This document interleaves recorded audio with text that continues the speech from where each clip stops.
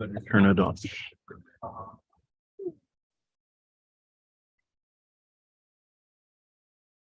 Okay.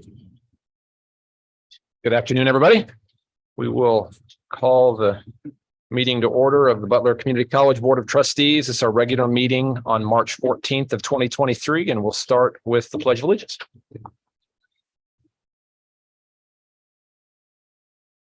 I pledge allegiance to the flag of the United States of America and to the republic for which it stands, one nation under God, indivisible, with liberty and justice for all. I think of that each time. She has ingrained that there's no pause. She's ingrained that. Okay. Any amendments to the agenda? I have one. If no one else has any, would entertain a motion to add a discussion item would be, I guess, 8B, which would be the request that Julie had last week regarding the Andover campus to kind of get some clarification on those. Do I need to second that? Well, I'm inviting a motion. Someone would like to I'll move. motion to do that change. Okay, we have a second. I would second. Okay. Trustee Good is absent. Trustee Brungart, Yes. trustee Jolly, Yes. trustee Rhodes, Yes. trustee Winslow, Yes. trustee Shearer, Yes. trustee Smith. Yes. Okay, that passes 6-0. Any other amendments to the agenda? If not, would entertain a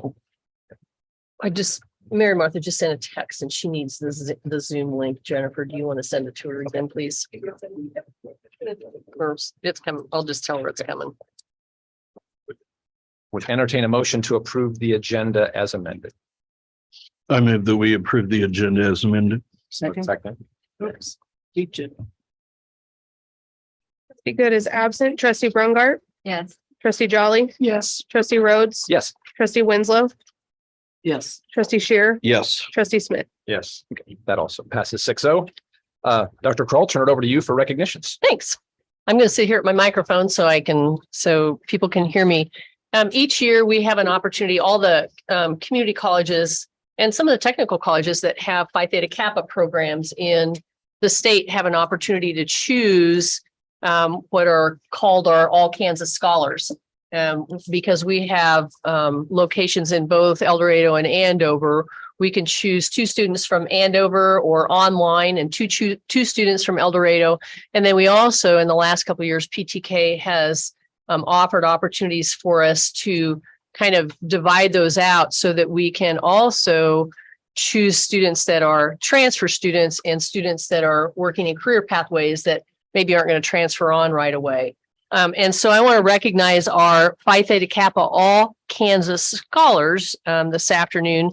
There's a special luncheon every year in April where we get to recognize them and they get a certificate and a medallion and, just get to walk across the stage. It used to be before COVID that the university presidents and the legislators and, there'd be about 500 people there, but COVID kind of has changed that process, but we still get to recognize these great students in April.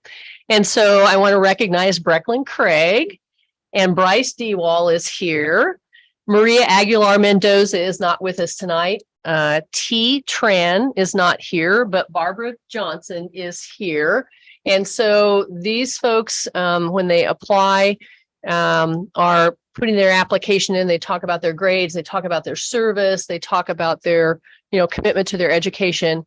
And Brecklin is still a high school student. And I was going to ask Chrissy, She's college. well, that's right, college. I'm sorry. Sorry about that, Brecklin. Gosh, that's embarrassing. Basil's still in school, right? But anyway, it's great to be able to recognize these folks. They're really outstanding students and recognize Phi Theta Kappa's, commitment is service and scholarship and leadership. And so they really epitomize the values of Phi Theta Kappa. So congratulations to you folks. We're really proud of you.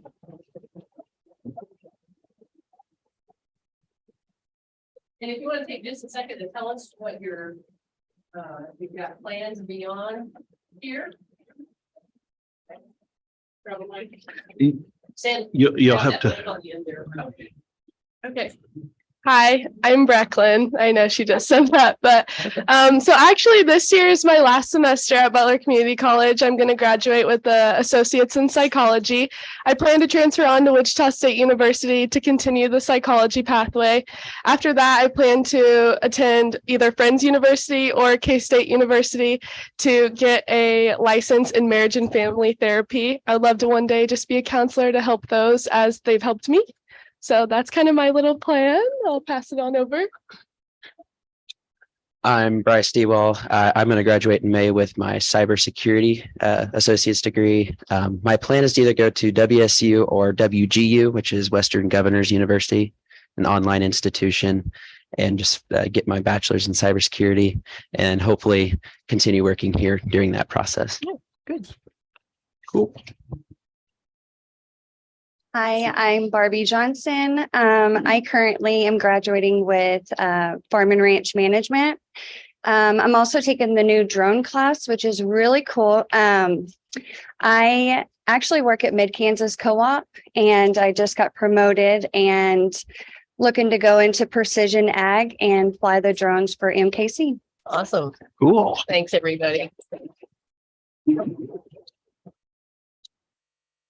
Also, as part of this, and Maria wasn't able to be here. I think Chrissy said she has a work commitment that wasn't going to allow her to be here, but she also has been named by Phi Theta Kappa as one of 10 students across the nation to receive the fall 2022 Hearst Review NCLEX scholarship.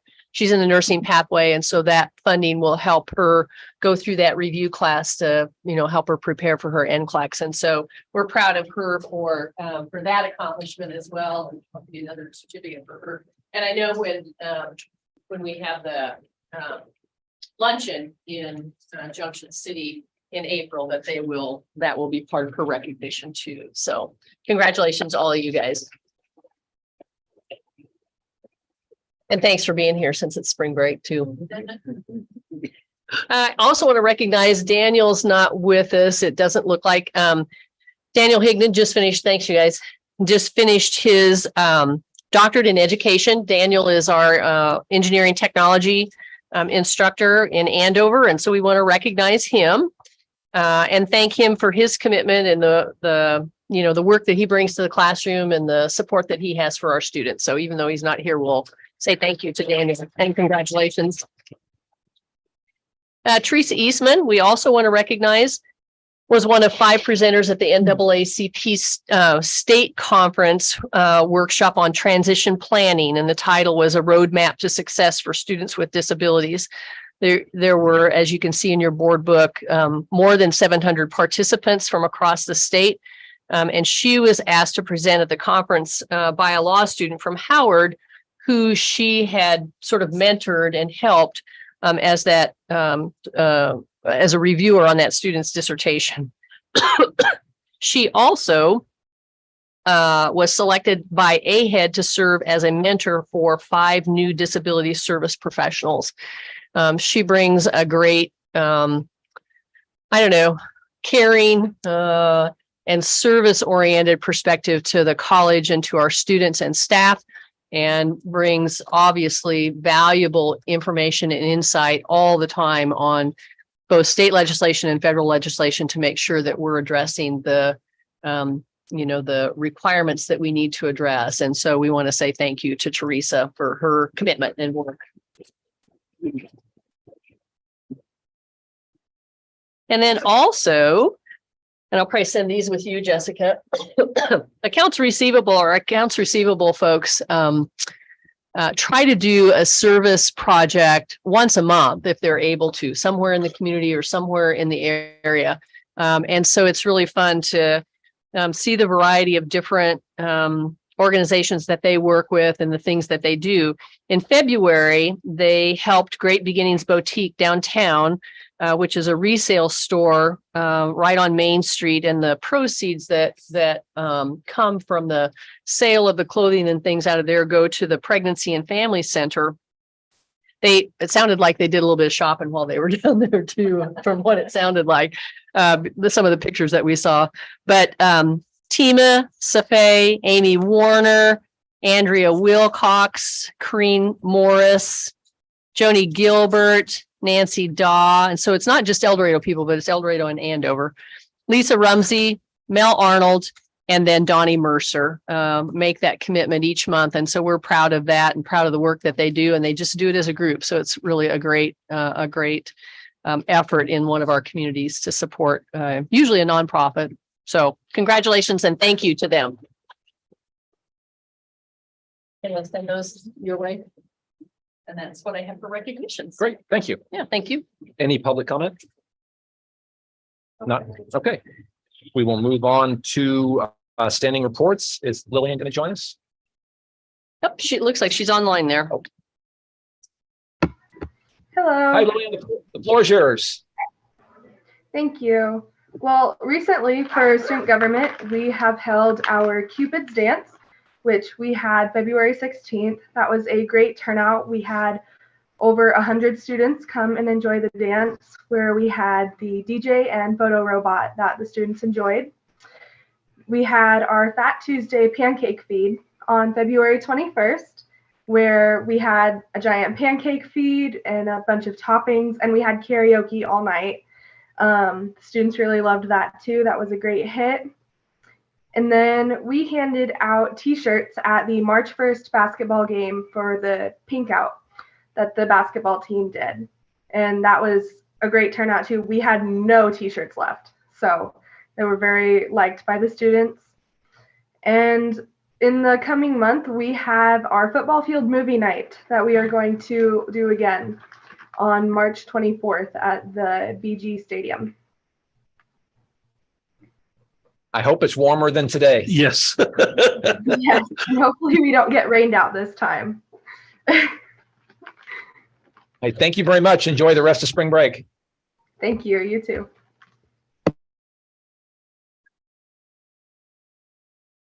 Lisa, operational staff.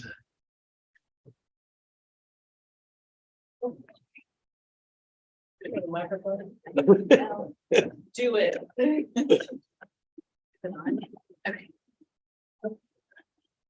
All right. Good evening. We are all set to host the 54th Annual Association of Kansas Community College Office Professionals Conference here at Butler in a few weeks.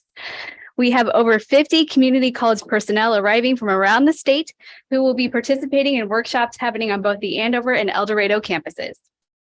And that's it. Our next operational staff meeting is Thursday, March 23rd here in El Dorado. Great, thank you. I don't see Dr. Sager. Terry said this morning in our meeting that he wouldn't be joining us. So He is enjoying spring break already. he is. Yep. Linda, Finance Committee. Okay, although if you turn to your page 120, just some comments that were brought up during the Finance Committee meeting have to do with some adjustments that are going to be made in revenues. We actually ended up with less state sources, but more other sources that kind of wash. So in the next month or so, you'll see that change being made, just in case you notice it. The report was the 20th day numbers are up. And according to Heather Morgan, she's optimistic that we'll probably get more state funds or state aid, not funds, aid, state aid. And I think that was kind of the gist of it. Thank you. Hey, Mary Martha, welcome. Nope, you're muted. There you Here go. I am. Thanks, guys, for accepting my presence this way. I felt like I was needed in Garden City, so here I am and enjoying spring break out here. Good. Glad you can join. Thank you so much. The foundation board report. The board welcomed a couple of new members at the March meeting. That's Kevin Arnell and Colin Perry, or excuse me, the February meeting. From an action standpoint, the board voted to accept the contract presented by the college's legal counsel for the purchase of the Redler building, up to 125 million, along with the assignment of $554,840 in pledges from the foundation. The goal is to present the contract at the April meeting of the foundation board, and then it will come to. It's not 125. Yeah, 1.2. Yeah, When did that happen? just a decimal point. Okay, yeah, sorry about that. 1.25 million. And I guess there's a note here that may change based on some issue with the pledges as to whether the foundation keeps the pledges and changes the net costs to the college, and that will kind of work itself out as we go. For those that were able to attend the Butler Foundation auction, which was a week ago Friday, it was a wonderful event. Record-setting numbers. They raised over $317,000 for scholarships. Just a really, really wonderful evening. The foundation has a new portfolio representative. The management company it's still Bank of America, but there's a new representative from them, John Wong. He's our new portfolio manager. Lots of experience in the finance and investment market. The fair market value of the endowment is just a little over $14 million as of the end of the calendar year 22. And that reflects a nearly 6% rate of return net of fees since inception. And lastly, also on a great note, the Finance and Investment Committee recommended, and then the foundation board approved a distribution of 6% of available funds, which equates to $800,766 to the college for distribution as scholarships. And that's the 5th year that the foundation has approved a 6% distribution. So more money to go to the students. So that's good too. That's all I have on the foundation side. Dr. Kroll, your report. Thank you. Just to tag on to the auction proceeds of that 317,000, there was that night 100,000 raised for pure philanthropy in about 15 minutes. So people aren't actually taking anything home with them. They're not buying anything. They're giving, dollars to scholarship. But I think actually it was a little bit more than that, because I think there were some pledges that came in after that. But that night, in about 15 minutes, $100,000 raised in that room, which was incredible. The generosity is amazing, and it's just incredible to be able to sit there and participate in that evening. I wanted to show you, we've had some awards this week or last week. I wanted to show you, slide that baby out. We were able to attend, you can pass that around if you want to. Well, it was the day of the auction, actually. AGC on an annual basis at their annual meeting, they give service awards, they give safety awards, they give awards, honor awards, and Hutton, one of the awards that Hutton got this year was for the construction of the Redler building. So a couple of us were able to attend that and be part of that recognition for them, which was really, really neat. Tom also is online. You want to tell us just a little bit about he's just finishing up at the League for Innovation, but you want to talk just a little bit about the Innovation Award? Yeah, sure. Last year, we were awarded the 2021-22 Innovations Award through the League of Innovation for Community Colleges, which was an award we were given for our Adobe Innovation Initiative. So I'm out here just presented to our colleagues in the league, which a presentation we titled Addressing Digital Agility with Adobe Creative Campus. So we were able to talk to our friends in the community college world about us becoming the first Adobe Creative Campus in Kansas, and of course our commitment to fostering digital literacy, fluency, agility, and resiliency through that access for our students, faculty, and staff, and of course driving recognition for us as being an innovative institution in the state, around the world, and of course intergalactically. Thanks, Tom. We've had a couple of different meetings recently with the folks that are really integrally involved with recognition of the Cherokee Trail in Kansas. It's kind of unknown. It's not a nationally recognized trail like the Santa Fe Trail is, or the Mormon Trail, but it's really kind of interesting. The history of it is really interesting because in the mid 1800s, there were some folks from Arkansas that joined up with with some of the Cherokee Indian tribe and came out of Oklahoma and crossed into Kansas in Montgomery County, pretty close to Tyro, and kind of worked their way northwest across Kansas till just outside of Galva, Kansas, right close to McPherson, which is where they joined the Santa Fe Trail and then went further west. But the Cherokee Trail comes across campus. And it actually, they came across the Walnut River just south of town. Actually, Mary Martha and Kyle's home that they're living in now was a way station that sat on the north side of that trail, and is still there, obviously.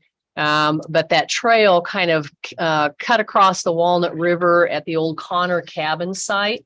Mike Thompson's property, I think, is where it is now, but came along the east side of what we know of as Haverhill Road right now for a little while, but actually cut across campus just on the north side of this building. There's also, they think, a trail that cut across on the south, across where our ag building is and the ag land, and then came up north and everything. But we have an opportunity to put a sign on campus, a couple of signs on campus that recognize the trail and give a little bit of history of it. And so we've spent a couple of different meetings recently with some of those folks talking about the history of the Cherokee Trail, and the signs will be placed right outside of the Welcome Center, because there'll be people that'll be in and out of this building a lot and be able to, to see the signs rather than placing them right on Haverhill Road or someplace like that, where it would be harder for people to stop and look at them. But we're excited about that. They won't be in place prior to graduation, but they'll be in place sometime, we think, early this summer. And so there's really kind of a neat history. I bought a couple of books to put in the library that talk about the history of the Cherokee Trail. And it's really been an effort, kind of a grassroots effort by folks to be able to recognize the trail. You can actually see still some of the wheel ruts in some fields outside of Potwin, and kind of along the way in different places too, when the sun's setting the right way, and when the crops aren't necessarily, when the grass necessarily isn't so tall in some of the pastures. But it's really kind of a neat history. Continuing to work on the documentation for the Higher Learning Commission visit April 17th through the 19th, finishing up the last details of getting that information uploaded into the portal and getting evidence files relinked. And we have federal compliance documents that we have to submit as well as part of that visit. And so hopefully I think the mock visit, it seemed like when Brian was here a week ago, we had some good feedback from that. And I think we'll spend some time, I talked to Forrest just a little bit, spend a little bit of time at the March work session as a board talking about that and, how to continue to prepare for the site team visit in April. I emailed you a legislative report today from KBOR. I also will pass around. There was they also included kind of a table that shows the unified appropriations for higher ed based on what KBOR has requested, what's in the governor's budget, what's in the House higher ed budget, and what's in Senate Ways and Means budget. So you can see what those comparisons are. But again, it's a work in progress. Heather and the lobbyists for the community colleges do a really good job, and we'll see, what we end up finished up with. But they did a great job for us last year. Lindy, do you want to talk about ACT, Butler being an ACT work-ready county for just a second? Well, I received word this week that Butler County had been approved as an ACT work-ready community county, which in turn will, if you remember, students take a test, they're graded on that test as one of the pieces, along with different employers agreeing to be part of the program and recognize that testing and certificates. So the group is going to receive an award this fall from ACT. And also, I just wanted to mention that some strong leadership for that actual effort. It started during the pandemic, but we saw representatives from community college as well as the chamber in Augusta, Andover, El Dorado Inc., and a number of other workforce people, schools. I went to one meeting and several of the superintendents or principals at the schools were there. So part of the award they'll be getting this fall has to do with the process that they used to become a work-ready community. It's a little bit different and was very acknowledged as a very workable process despite pandemic and so forth. So really welcome that incentive, and also the opportunity to potentially recruit businesses and help our existing businesses find employees. Thanks. Kent's going to give just a little bit of a BKD update, I think, aren't you, Kent? Happy to do that. We've input all the information for the program economic analysis, and actually received that information from BKD Forbes. So we have that update for the 2022 year. So this is the second year we've done that. So we can go back 4 years now for trending for the program economic analysis. And we've done some initial looks at it. I think Tom has looked at it more than I have, and we'll probably be making a report to the VPs shortly. And then if the board wants information, you can certainly do that. On the athletics and the overhead, the 2 modules that we're adding this year, we're just finalizing that information. I think we're going to have a review meeting probably next week. We have a new liaison with Forbes, and so I'm working out some timelines to get meetings to review that. We'll have, like for the athletics, we'll have Bill Rinkenbaugh and the athletic director and possibly the assistant athletic director. And I think Dr. Kroll wants to sit in on that. And then we'll have a similar meeting for the overhead analysis. Because we really need to, we haven't had these reports before, so we want to visit with the Forbes representatives to get a little more insight on how to interpret those and how we might be able to compare ourselves with other schools. When do you think we might be able to see that? It should be, I think after next week, we'll probably be ready to share that. Go maybe the next work section. That'd be the March session. We'll see what your meeting is like with Forbes next week, and where. Yeah. Part of it is because, because those reports have just come out. I think people need to sort out and make sure that the right information has been included in those reports and that we understand the interpretation. It's a chance for us with our accounting team and the other people who are involved to sort of vet that information one more time. I know when the initial report came out with the PEA report, Tom had some questions from the academic side that they had to go back and, rework. And so. I think we're good on the PEA. Yeah. Thank you. Yeah, thanks. Thank you. And then just a reminder, we'll get information out to you about the PTK luncheon on the 14th of April in Junction City, but all the trustees are invited to that.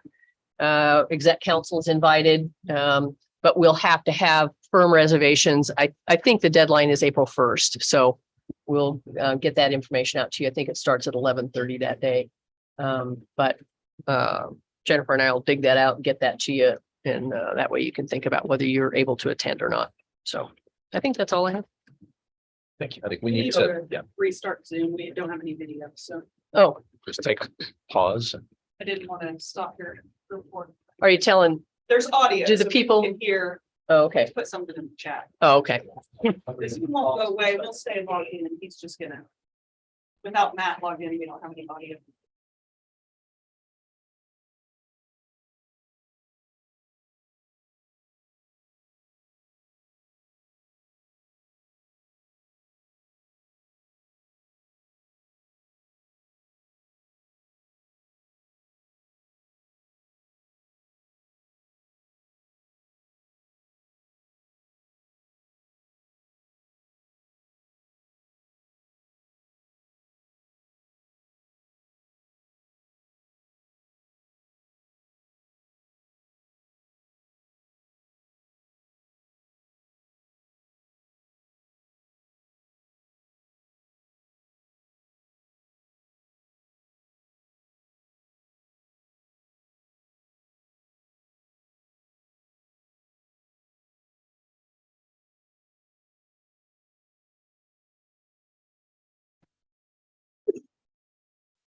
It's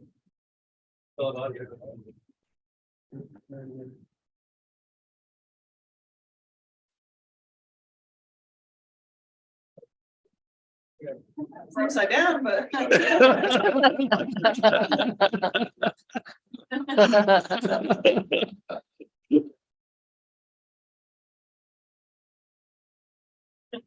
Sometimes we feel upside down. Yeah.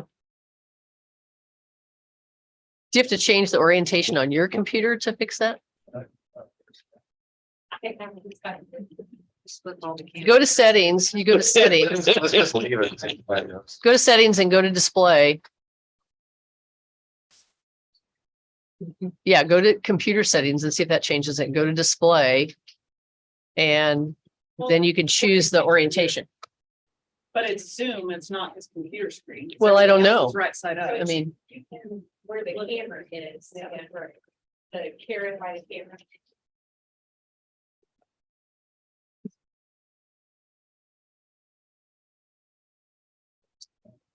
Yeah.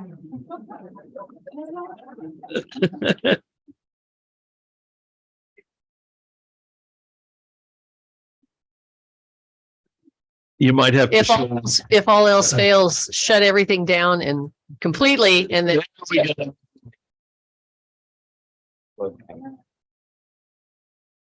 There we go. You're ensuring you're never gonna leave this.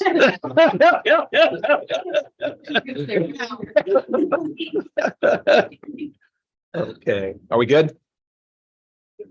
Okay, we'll move back on to the monitoring report for HEP division. Dr. Guerrero. I was going to give my educational Oh, I'm facilities. so sorry. Oh, I'm so sorry. I skipped right over. One more report. Well, Yeah. that meeting was canceled, so they're getting ready to set up another meeting. Okay. Well, sorry to jump you like that. Now it's all yours. I was looking forward to saying a meeting was canceled. Your PowerPoint is what froze that, so. Yeah, I apologize. Is that the video? But if it. That's, I don't know, the live stream. We can try it. Is it up and running now? They asked- We tried to open it on that computer and that's what caused the video. So we don't have it open yet. Julio asked about, I mean, you guys know that, you know, we've gone to the format where if you have questions, just ask questions. We don't go through the report, but Julio asked about, you know, whether they could show some pictures or a short video on some of the fire science training stuff. And so I think that that's what he has. And I don't know if Janet's doing a little bit on the simulation software, if that works too, but Right. sure. Does he have them both? Picture. Yeah, it's Okay. still pictures. Okay. We're working on it.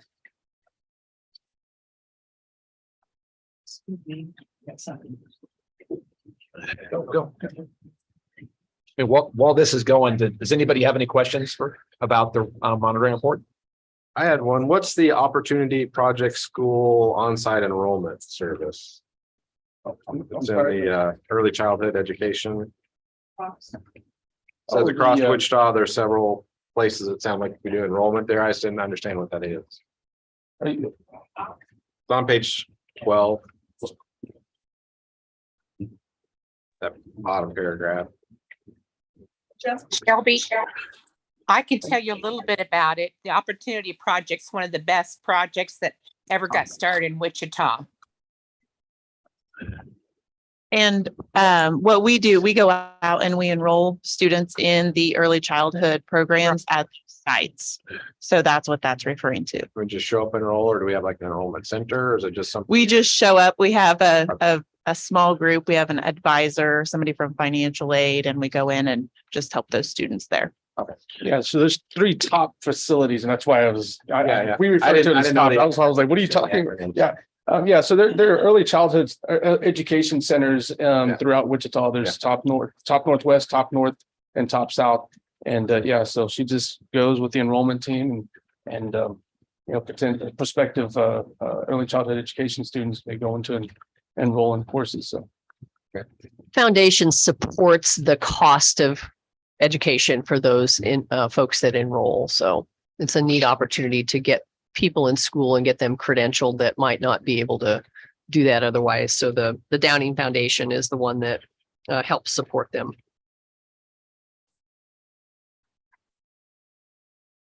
All right. Okay, pictures? Yeah, so first of all, good evening or good afternoon, everyone.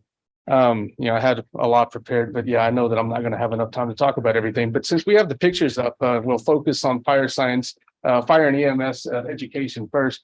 You can see the fire training prop on the top left. It's complete and it's fully functional.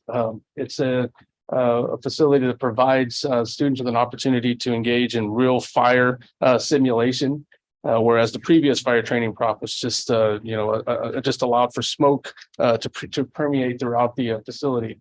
So definitely an enhancement there. We were fortunate to acquire 2 ambulances from the city of El Dorado, so we're gracious for their contribution, their donations. We wrapped one of the ambulances, you can see in the picture, and we also wrapped the fire truck. So those are the pictures in that particular side. So. Criminal justice has moved into the newly renovated 1600 building, which, we're grateful for your approval in that project. They have also moved in with the Butler County Community College Department of Public Safety. So they're now officed in that facility. So you can see some pictures, a couple of classrooms in the hallway. And it's if you guys haven't seen it, it's a gorgeous facility. And in fact, one of the rooms we're kind of designated as an event space. I mean, we're, hosting, I know Glendale has hosted SROs from, local schools. We hosted our HEP lunch for Christmas. So yeah, it's a nice facility if you guys haven't had a chance to see it. And then the final pictures, the final slide is showing the new vault training system that we have in nursing. And, Janet's here to talk more about it if you have questions, but the system allows for 2 cameras to record in patient rooms simultaneously while students are engaged in patient evaluations and treatment sessions. Improved audio allows for students to interact with patients by way of a faculty member who's sitting in a control room, in a separate control room. So they're interacting with through the intercom. Recordings can be tagged so that faculty can review with students and also to monitor student development. So it's definitely streamlined the teaching and learning process in nursing. So is the faculty person playing the role of the patient and answering questions? Yes, sir. Okay. Yeah.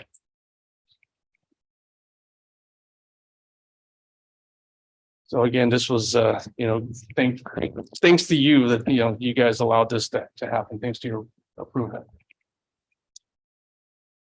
All right. Some other developments. I do want to recognize our new personnel. We have 2 new education instructors who have taken the place of Shelly Gutierrez, who retired last year. They've done a fabulous job. Casey McGraw and Jenny Mertz. They've been involved with force development, student engagement. They've been out in the community to strengthen our relationship with schools and community partners. Casey McGraw was just recently selected as the new lead instructor for education.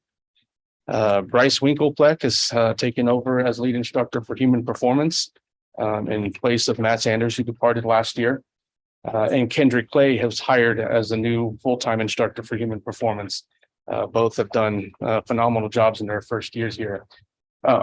Bryce's first year as lead instructor. I do have to announce, this is bittersweet news, but the retirement of Teresa Thompson from early childhood education.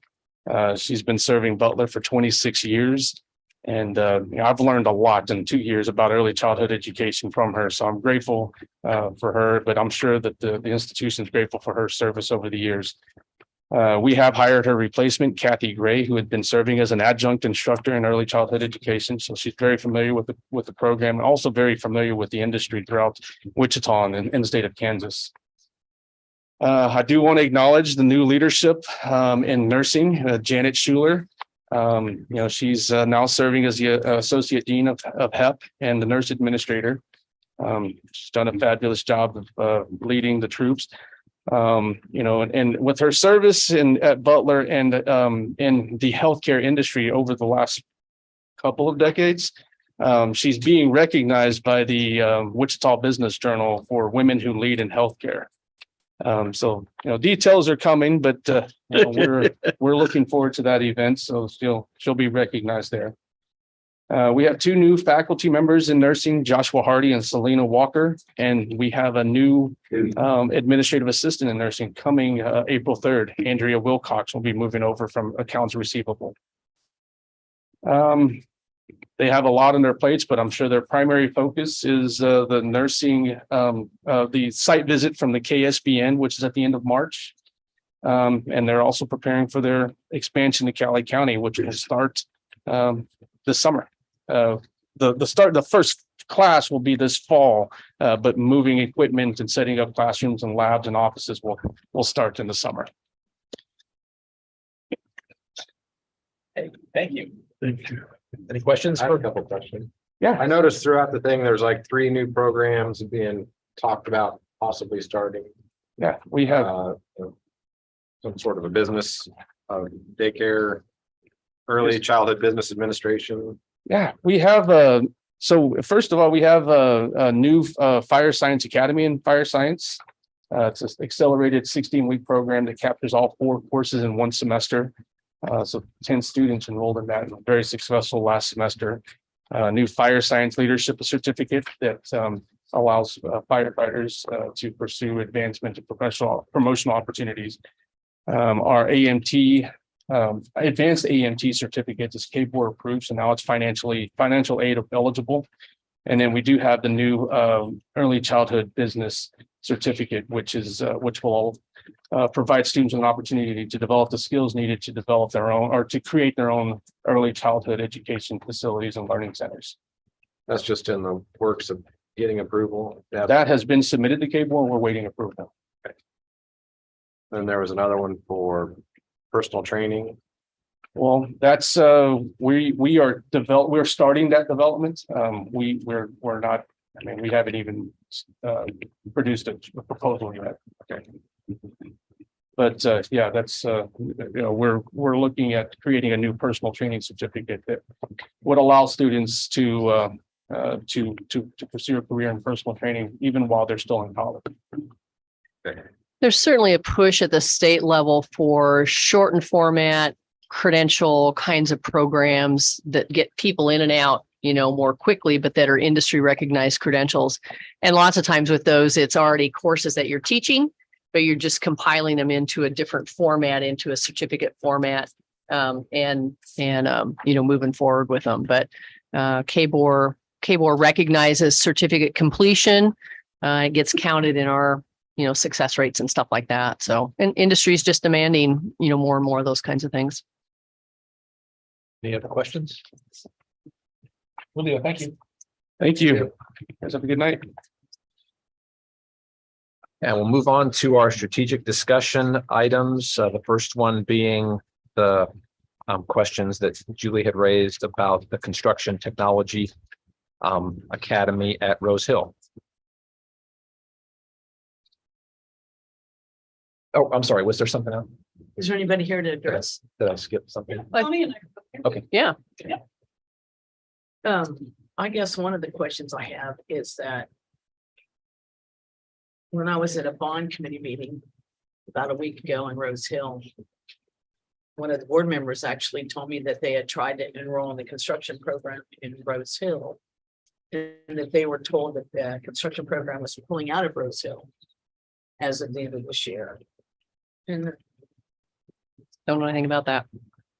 Donnie, you want to come up and speak to, you'll have to be by a microphone, but yeah, just speak to the way that the pathways fluctuate within the ECA. So, start talking now. So one of the things that we've had with the Construction Academy, we've tried to do a number of things in the past couple of years to get student interest and involvement in that. We've had some events there. We've had schools come to us. We've gone out to the, I can't remember, it's like the technical arts teachers. There's a title in high schools, and I never remember the construction side. And unfortunately, just year after year, we get minimal interest. So The first year we had it, we had one student who was very interested. So we kind of figured out a plan to allow them to do that in Andover, because we can't have everything going for one student. It's just not feasible, right? In terms of getting the faculty there. Second year, we had a little bit more interest, but only one sort of followed through our process in the academy. We were hopeful, but again, right, one student. So we accommodated them in Andover, and this year again, we're kind of in the same situation. So We have two construction programs, one in Andover and one that would have been in Rose Hill. I'm confused. yeah, no, absolutely. No. We have one construction program. It's similar to how we do all of our pathways, and maybe this is the better. So we have, pathways at Butler, and what the academy does is we follow those same pathways, same instructors, everything. And often, we can, Rose Hill has had kind of its footprint there for a long time, and we've developed out a number of pathways there that are successful. But having a new one there, right? One student interest. So it's at Andover. The program is located there, so we accommodated the student there, and that's actually what I told the student at the Rose Hill event. I said, hey, unfortunately, it looks like it's not going to happen again, just not the same interest, but we can certainly accommodate you at Andover. And I had Michael Donovan, the director at Andover, talk with him a bit further about what that would look like and how that might work. And so, yeah, we had the same situation with Douglas and agriculture. And where so we just to clarify, so you understand, Early College Academy at Rose Hill, those courses are for juniors and seniors in high school. What's offered on the Andover campus in construction is more the traditional aged or older student. So they're separate, but in this case, because there's, a little bit of interest from high school kids, they could come to Andover and be part of those classes. But Rose Hill is specifically high school, for those high school students to finish their associate's degree. not always. We've in years past, or in the most recent years, we have extended the classes there. What we do is, it's kind of complicated, but we create twin sections, right? So there's two sections, the same teacher, everything, but we have some available for traditional students and some we reserve for academy students. So where we have low enrolled classes there, we will create twins to those, so we can garner some traditional enrollment to help sort of. But the curriculum content is the same. Exactly the same. Exactly the same. Yes. So are we paying any costs in Andover? I mean, in Rose Hill right now for that construction area where we were going to have construction classes? That's a Heather question. Yeah, I can speak to that. So we have the way that our lease, so to speak, it's actually an MOU. So you all just approved that recently. So we pay utilities based on the square foot of usage of that space. So there's not a set lease cost. So we occupy about 7,200 square feet of that space. So total for all of the space that we used last year, we paid $52,076.56. So that includes all of our utilities for all of the space that we occupy there. And it also includes the janitorial costs, the supplies. And then we do have some equipment out there, like the hoods for labs and things like that, that have to be serviced on a regular basis. That all is part of that MOU, that lease agreement. So last year was the first year that we have paid for that space. But again, it's based on our usage.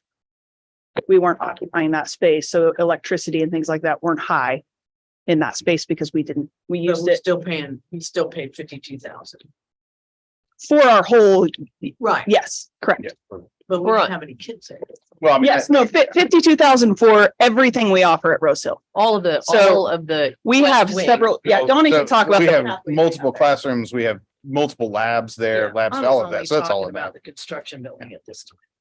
Right, and so I have what our square foot of usage is. They don't break it down by this is how much you pay for this classroom. They said, here's the total square foot of the space that Butler utilizes. Here's the utility. So they say, let me see.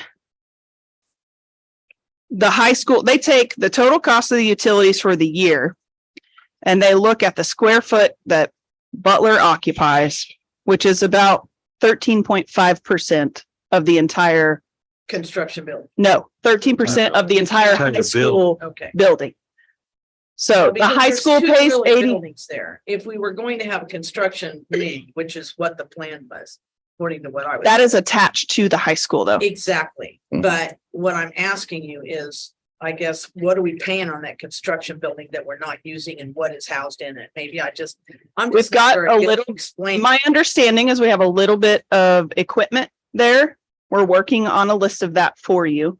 Our faculty, we're going to drive over there, but they're on spring break this week. So we'll get that list.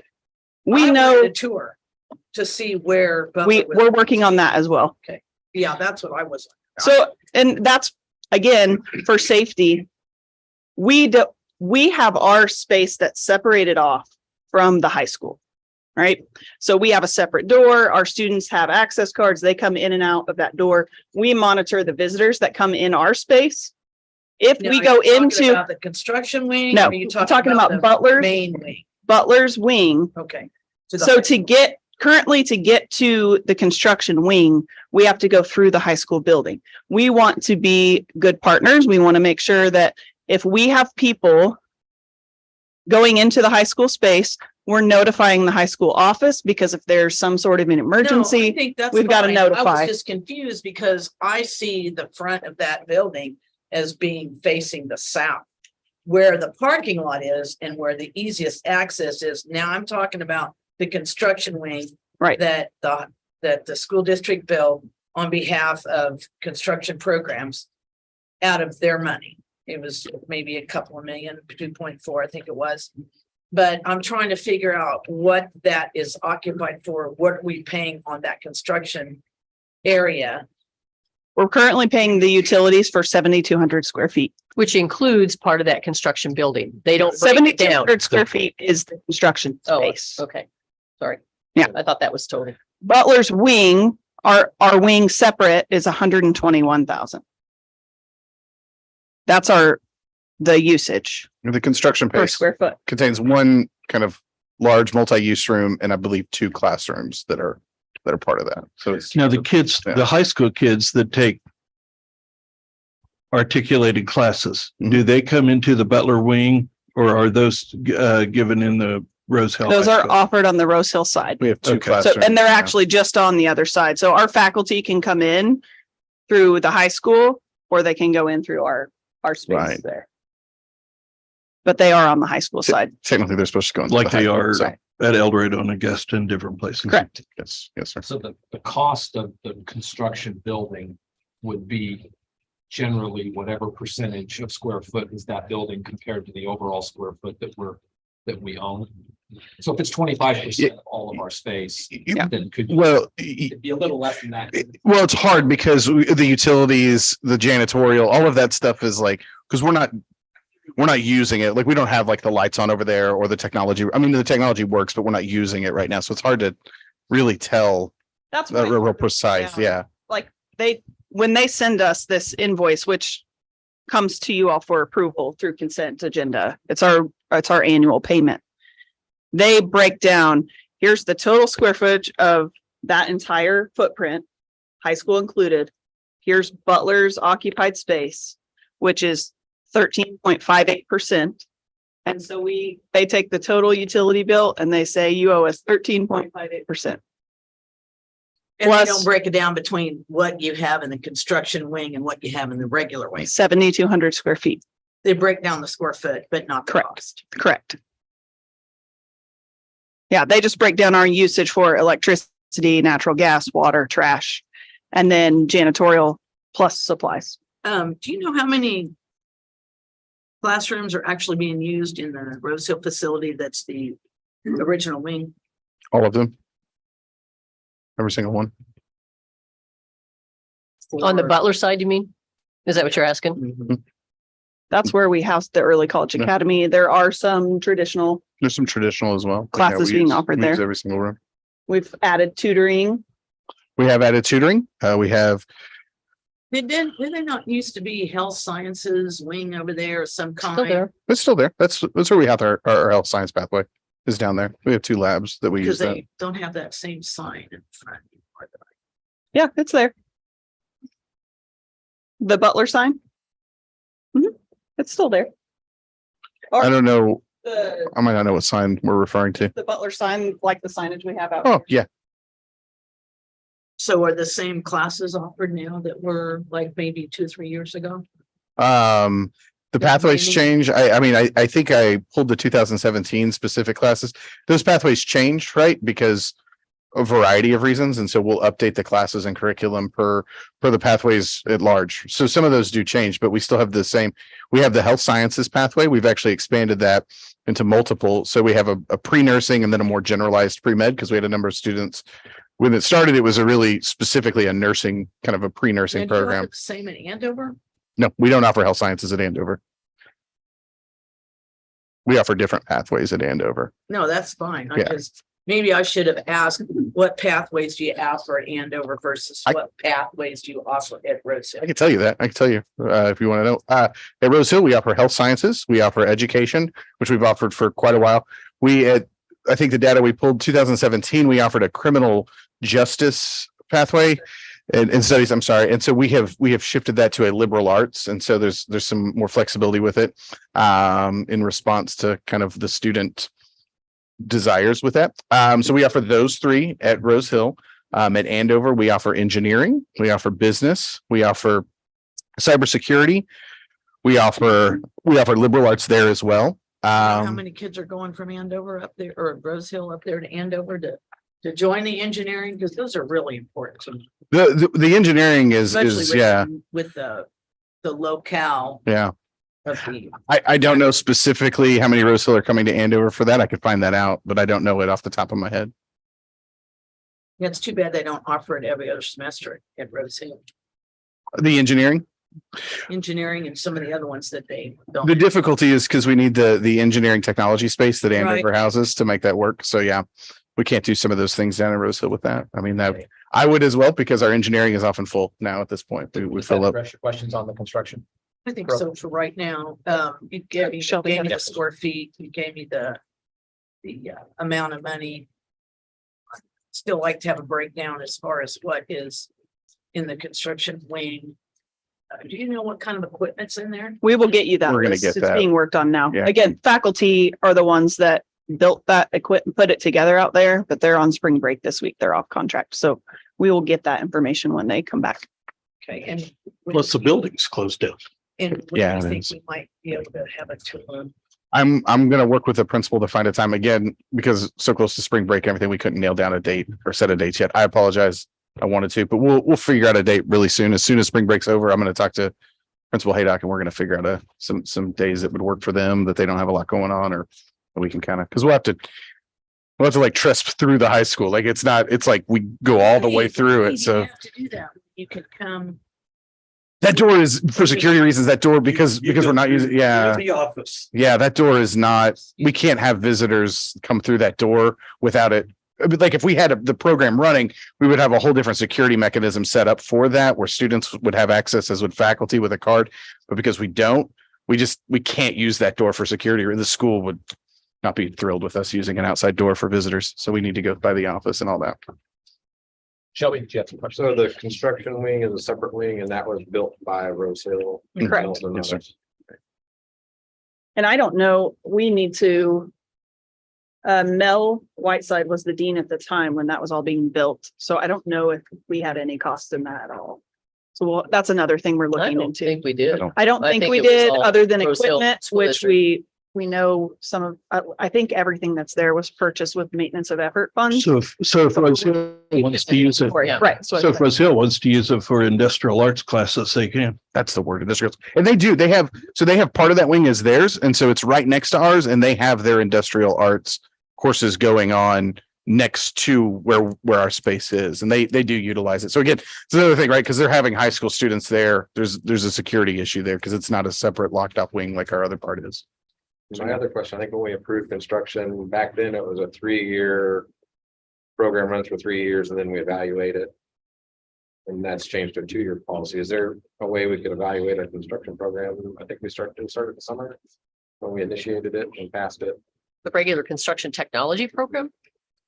I mean, it's not Rose Hill specific. I'm just saying we haven't seen an analysis of the program since we started it. Tom Neville can put that information for you together, but it's growing in No, part I because see. yeah. Yeah. We were told. We'll we provide some evaluated information to 3 you. years. I think you guys changed the policy to 2. I know, but I don't, I don't know that Yeah, he's got. it's front certainly of him. growing and where we're seeing, of course, our most growth is at EDCF, but I can get you that information pretty quick. Sure. Yeah, I'd just like to see it. Okay, thanks, everybody. Thank you. Thank you. Okay, so our next item for discussion was the one we added, which was the request that Julie sent out the latter part of last week about Andover.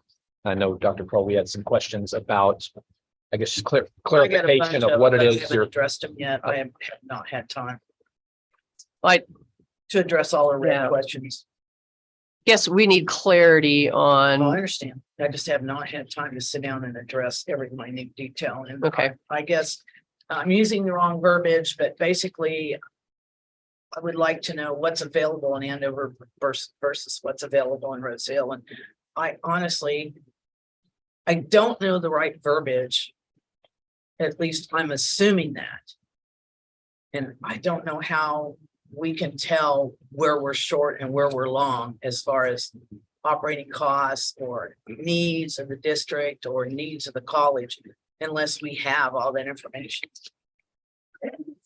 well, I guess I would say that our folks that oversee the deans and the faculty and the VPs that oversee those operations are paying attention to those things carefully, looking at enrollments and, course fill rates and canceling course class sections if they don't have enough enrollment or combining them. And so that's what they do, every semester. Right. So Do you know what happened to the original, in Andover? You said there's only one location, I guess. well, I'm confused about your locations. You talk Well, about there two was the locations. original wing in Andover, the Andover built right by the high school. It's That's gone. gone. That building's demolished. We've been that's That- why we moved That to the building was leveled. It didn't get taken over And- by Andover because Andover High School in their renovation project leveled the old high school and rebuilt the new one. That's why we had Right, to they renovate leveled the the old high five. That's school. why we had to renovate the 5,000 building and move all of those services over so there. everything is over there. It's at 5,000. Yeah, and we have Okay. been for a couple of years now. Except for the culinary. Culinary is the only thing. Okay, good. Could ask a question. So in relation to comparing what we're offering at Rose Hill to Andover, are you looking at specifically high school programs? Because Andover or Rose Hill is primarily high school. We do have students that come to Rose Hill and take classes as a traditional student, but they're not necessarily part of that whole pathway. So, What do you have mainly at Andover? Kids that aren't taking dual credit classes? well, yeah, so Donnie shared the programs we're offering at Andover through the Early College Academy. We have thousands of high school students taking classes. They do it online, they do it in their high school, they do it on our campus, they do it through the Early College Academy. There's a variety of options. Plus in Andover, you have the post-secondary kid or post-secondary student. Right. That's why I'm getting The normal- clarification. normal Comparing college programs offered at Andover to Rose Hill would not be, Can't really do that, it sounds like. well, yeah, we're comparing primarily high school program to I a guess bigger- then I would want to know what classes are available in Andover versus what in Rose Hill, because, it's hard to promote it when you don't know where to take it or where exactly to go to send a student besides an advisor. I mean, where can they go to see, these are the classes in Andover, these are the classes in Rose Hill. our website It's all has on our that. website. Well, plus, I'm assuming that the Rose Hill High School counselors are promoting it like the El Dorado High School counselors Yeah. are promoting They it. do, and our high school team, We just Donnie got and you his going team, through- Lonnie and Jana are out at high schools on a regular basis promoting our programs. Mhm. I will say too, when looking at programs, when it's been on pretty regularly, we've had high schools reach out and say, culinary is a good example at Augusta. We have a ton of students that want to take culinary, put an early college academy here. So we set up a partnership with them. We occupy their central kitchen. We had 1 student, 2 students initially. And so we have been a little bit more cautious in those conversations and really making sure that we have data to back putting a program somewhere, because we have repeatedly had those conversations where they say, well, we're going to open it up to Butler County and the surrounding communities. So any high school student that meets the criteria and applies, goes through the process, can come to that campus and take the class. But those high schools that we've partnered with have said, we'll fill it with just our own students. And that hasn't come to fruition. So we're trying to be more strategic, get more data when we're adding programs like that, so that we don't end up in a situation like we have with culinary, ag at Douglas, and now construction at Rose Hill. Where Yeah, I was really the interest disappointed. just isn't there where we were told it I went was back there. and looked at the booklet that we got where all the captains of industry propose all these letters, and it's all I can do to keep them calling them up and say, hey, where are those students you said? Well, they're in our other program. I mean, we've got them in our regular construction program. I don't know that they were necessarily promoting high school students, but I will tell you that the Association of General Contractors is working really, really hard across the state and in the legislature. They've secured some additional funding and, really are trying to promote the trades at the high school level. And so we're having some conversations with those folks about how to engage high school students, not only just in construction, but electrical and all of that sort of stuff. They've got a real effort moving forward to try to get students interested, early on while they're still in high school, to get them into those pathways. Where do you think Rose Hill's going to go then with the construction and all that? We'll have space. Well, we'll have to see, Julie. I don't know that anybody can predict that at this point in time. I think also we have a new superintendent coming at Rose Hill, so there have to be conversations. Again, the partnership. We have a long-standing partnership that's been very solid with Rose Hill. We want to continue that. Oh, I'm sure you have. And So- I'm sure you'll and- get it. and- This guy's really excited about it. He's really excited about the college being there, and he did not have that where he's come from. So this is a big deal to him, and he's really looking forward to it. I don't have anything personal against Round Chicken Dogs. I do think that this guy's really excited and not had these before. So he's going to be really anxious to work with you is what I'm trying to say. Great. He's going to be really anxious. And I did go to his interviews with the public, coffee meetings and all that. So I really liked him, and he had a lot of good things to say. I will say just real quickly that when the Early College Academy was started, the intent was that it would be grant funded. It was when Jackie was here, and the grant didn't come through, the funding didn't come through, but she said, we're still going to do it. Randall Chickadons was the superintendent that stepped up and said, you know what, let's do it here. And he's been a phenomenal partner for us the entire time and always willing to step up. And so kudos to him for his effort and for not his. taking away anything from that, but right now we have a bond issue that's pending, and we just we'd like to know what directions that's going so we can add or subtract is all. So going to on the end over, Julie, am I correct? And you're going to clarify a little bit on some of the questions, and then we'll follow up after that. Yeah, that'd be great. And I appreciate you putting this on the agenda, because I was so confused when one of the board members actually said to me, well, I tried to enroll my kid, but I couldn't. So I was told they were going to shut it down in Rose Hill. And I'm like, well, that's news to me. Well, I'm glad we could clarify. Okay, well, moving on to our action items. Chairman Rhodes. I'm sorry. I'm sorry. Forget to ask. Go ahead. Yes, in an effort to not spend time with just this open question forum in our meetings, could we put an item on our April work session to discuss these random requests for information and maybe talk a little bit about what outcomes and so forth? It was very informational today, but we spent about 2.5 times what we allotted. And I think it would be better served in a work session. Okay. You had that. Did you say April? April Is that what you work said? Session. I think we're busy in March. I'll stick it on the list. Do we have the work session agenda for March? A lot Well, of we it'll be typically don't do agendas, but we're going to talk. HLC. We have to talk HLC. I bumped Kelly from the February work session to March to do marketing update for you because we had so much on the February agenda, and then Bill Young's going to do the technology plan review with you the one that they just finished, the technology plan. So those are the things right now we have on the agenda. And then if we have any. But because she said we were too busy tonight, I didn't. Well, I think I that didn't know we had anything. For the- we except kind of HLC. keep a running agenda for those things. Okay, anything I'm else? sorry? Thank you, Lynn. Linda knew, and I didn't know. I didn't. know Well, that's was what on- she no, she Yeah. didn't know what was on the agenda Well, necessarily, it but was really.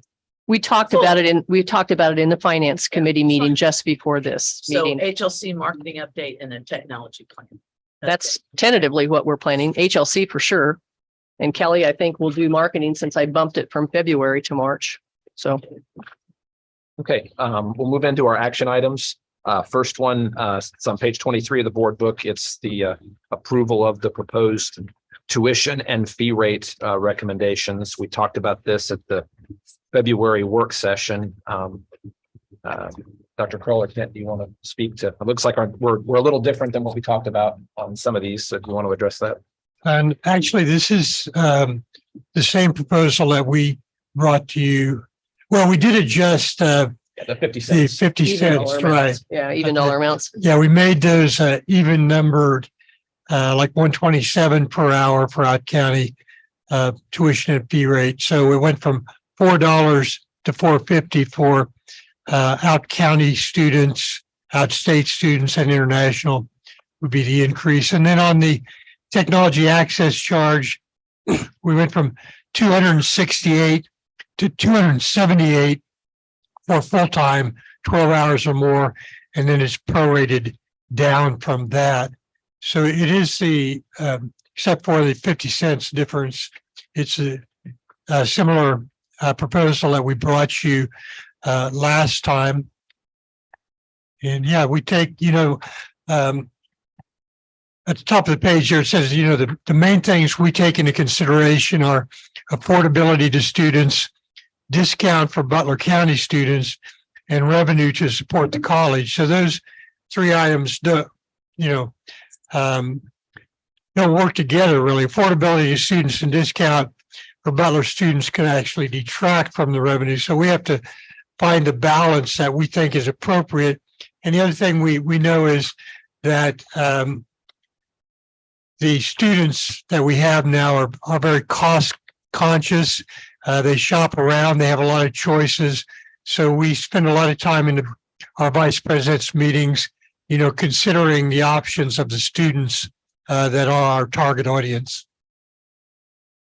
Thank you. We'll have some discussion. I'm sure. I entertain a motion to approve. I'd make the motion to approve the FY 2024 per credit hour tuition and fees and the technology access charge rates as follows in the guide. Do you need me to read all of them? I think it's as presented. As presented. Do we have And a I'll second for that? second. Okay, thank you, Mary Martha. Any discussion? We talked about it at the work session, but does anybody want to make comments? My only discussion would be, we're looking at, I forget the number, ballpark $800,000 of raises this year. This increase is only going to generate 460 grand or so. Where are we going to get the rest of the money for that type of item if we're not charging for our product?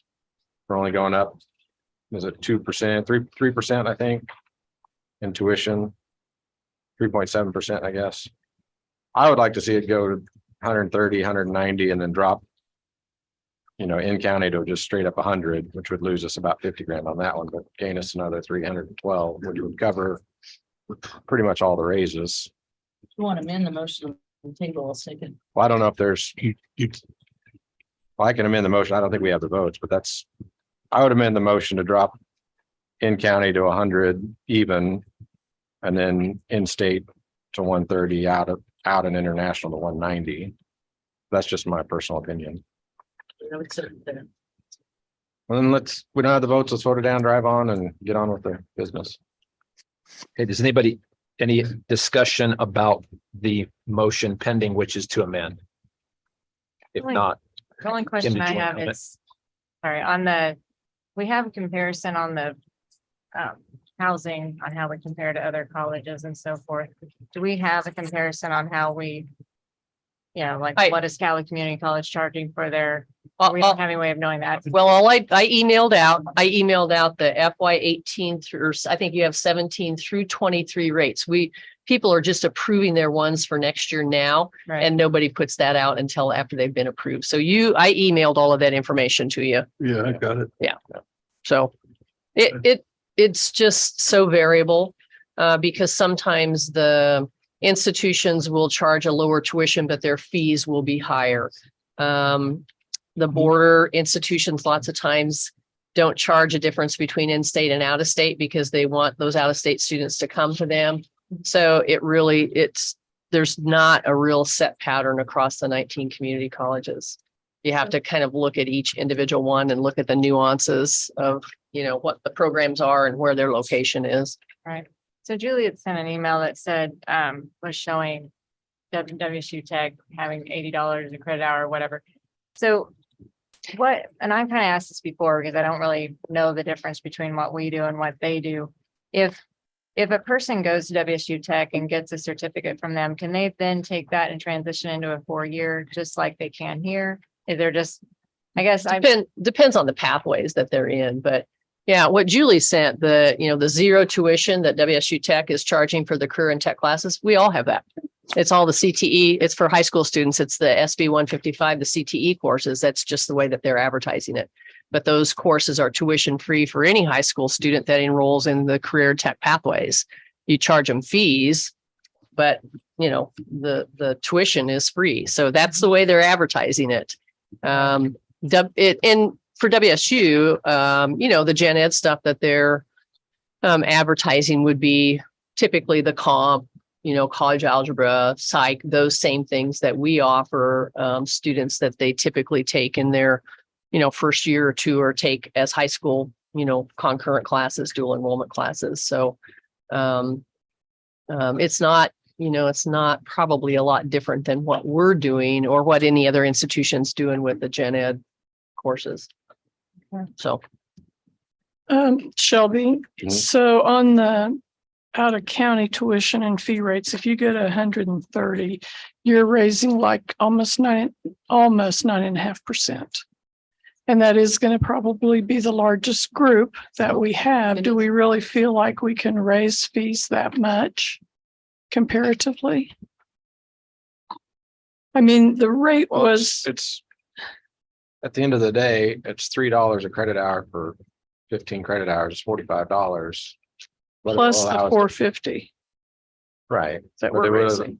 over what our proposed increase. I don't see, like earlier tonight, there's a proposal to redo the weight room, because they need it to be better. I don't know how much that's going to cost, probably. Weight room? That was in our discussion item. They want to fix up our gym to make it nicer. We haven't even seen numbers on that yet. We've already budgeted, without going through negotiations, 5% increase for teachers and administrators. Oh, that's the sound. That's the sound system. There's one for the gym. We don't have anything in here for the gym. It's nothing that we're doing currently. It's on the list of things they would like to do. Well, It says, there's a lot of discussion that has to happen I before those understand, things come there's a forward. lot of money being spent, $200,000 on softball fields, hundreds of $1,000s on locker rooms, but yet we don't want to charge a couple dollars more per credit hour to pay for it. Eventually, where are we going to pay for it? We're going to raise property taxes down the road to have the money on hand. I would just soon have a good product, charge a couple bucks more because we provide a good product. And at the end of the day, I don't think $45 to a student over the semester is a deal breaker. And that's just my personal opinion. Well, it's $112. For 15 credit hours? Yeah, from what they're paying now. Your $3 is 45. You have to add the other 450 that we're Right. trying to raise it to. So 750 times 15 is 112. And I don't understand the mechanics of, does that then come from the student's pocket, or do they get a portion of that in their grant funds? Depends on whether they qualify for federal financial aid. But the thing is, there's a limit on the amount of federal financial aid they get. So just because we increase our tuition doesn't mean automatically that they get additional federal financial aid. There's a cap. And so once they, we can continue to increase that tuition and fee rate, but once they hit their cap for what they're eligible for, they pay for it out of their pocket or they don't come to school. I think it's really important. I guess I would say, I mean, I get what you're saying, but I think that the people that are in advising and admissions know our student population. They hear the challenges that they have financially. They hear the conversations with them. And while you think that $100 isn't going to be a big deal for students, it is. It can be a deal breaker that a student can't come through the door because they don't have the money to come to us. We have significant financial need in our students, and that's why the foundation scholarships are critical. That's why the institutional scholarships are critical. And you can raise tuition on students sort of incrementally, and they can absorb it a little bit better than bigger jumps. It's just hard. 60% of our students are part-time students. They're working, they have childcare issues, they're traveling. And so that additional cost can be significant for them. Our tuition and fee team does a lot of work and does a lot of research to put the proposals together, and they wouldn't be bringing this recommendation forward if they didn't think that this was the best thing that could be managed by our students at this point in time. But I certainly understand, what you're saying. Chairman Rhodes, may I make a comment? Of course. Shelby, I think that when you're talking about these things in the future and so forth, we're going to have to start taking a hard look at things that are nice to have. If they're nice to have and we have a means to pay for them, then yes. If not, we're going to have to plan for them. So I guess I have some hesitation in taking a risk of almost raising that tuition almost 10%. I would rather us take a harder look at some of the things we're approving and where the money's coming from, and always talk about sustainability of what we're doing than I would to do this. And that's just my own I opinion. understand. But to speak to that, we've done nothing but expend while we've lost 50,000 credit hours a year. And we've not quit building new things and building Andover buildings and culinary buildings and all sorts of expenses. I think it's also, sorry. I mean, the 80-inch TVs and all the classrooms and the touchscreen. I mean, it's extravagant what we're spending while losing so much. And I think we're on such a trajectory of getting in trouble at some point. I just hate to next year, I may not be here. I don't know. And then it's like, oh, taxpayers, we're going to another 1.5 million because we need it. It's like, I think we should, like in my business, there's a lot of competition. I don't compete with the people that are super cheap because we don't do the same quality of work. If you want me, you pay a little more and it's worth it. And that's how I view it. But I had a customer yesterday, I was bidding their job and they're like, hey, we do dual credit at Butler. And we just don't see the value because going to high school and paying what they pay plus the fees, it seems they're like, where's our discount for what we pay in taxes? And it's like, well, you're 20% less because you're in county. But that's all I can tell them. Well, high school students, you have to remember, don't get federal financial aid. And so as you're looking at these costs, you got to keep that in mind. They can't qualify for loans. There's limited amount of scholarship available to them through the foundation, but those costs would potentially impact the high school students too. I will say to you that we've done a lot of work internally. We've not filled positions on the academic side, and on the other sides, Tom has and the academic people have combined course sections and canceled classes. We've held the tax request flat for the past years. And so we're doing a lot internally to manage some of those kinds of things. It may not be obvious to the outside person that's looking in, but that's what our budget managers do. They're managing their budgets. We are not spending wildly beyond our means. We end up every year with unencumbered cash reserves and money. We plan for unspent budget. We always have more than what we planned. And that tells us that our people are being really frugal and being careful about what they're spending.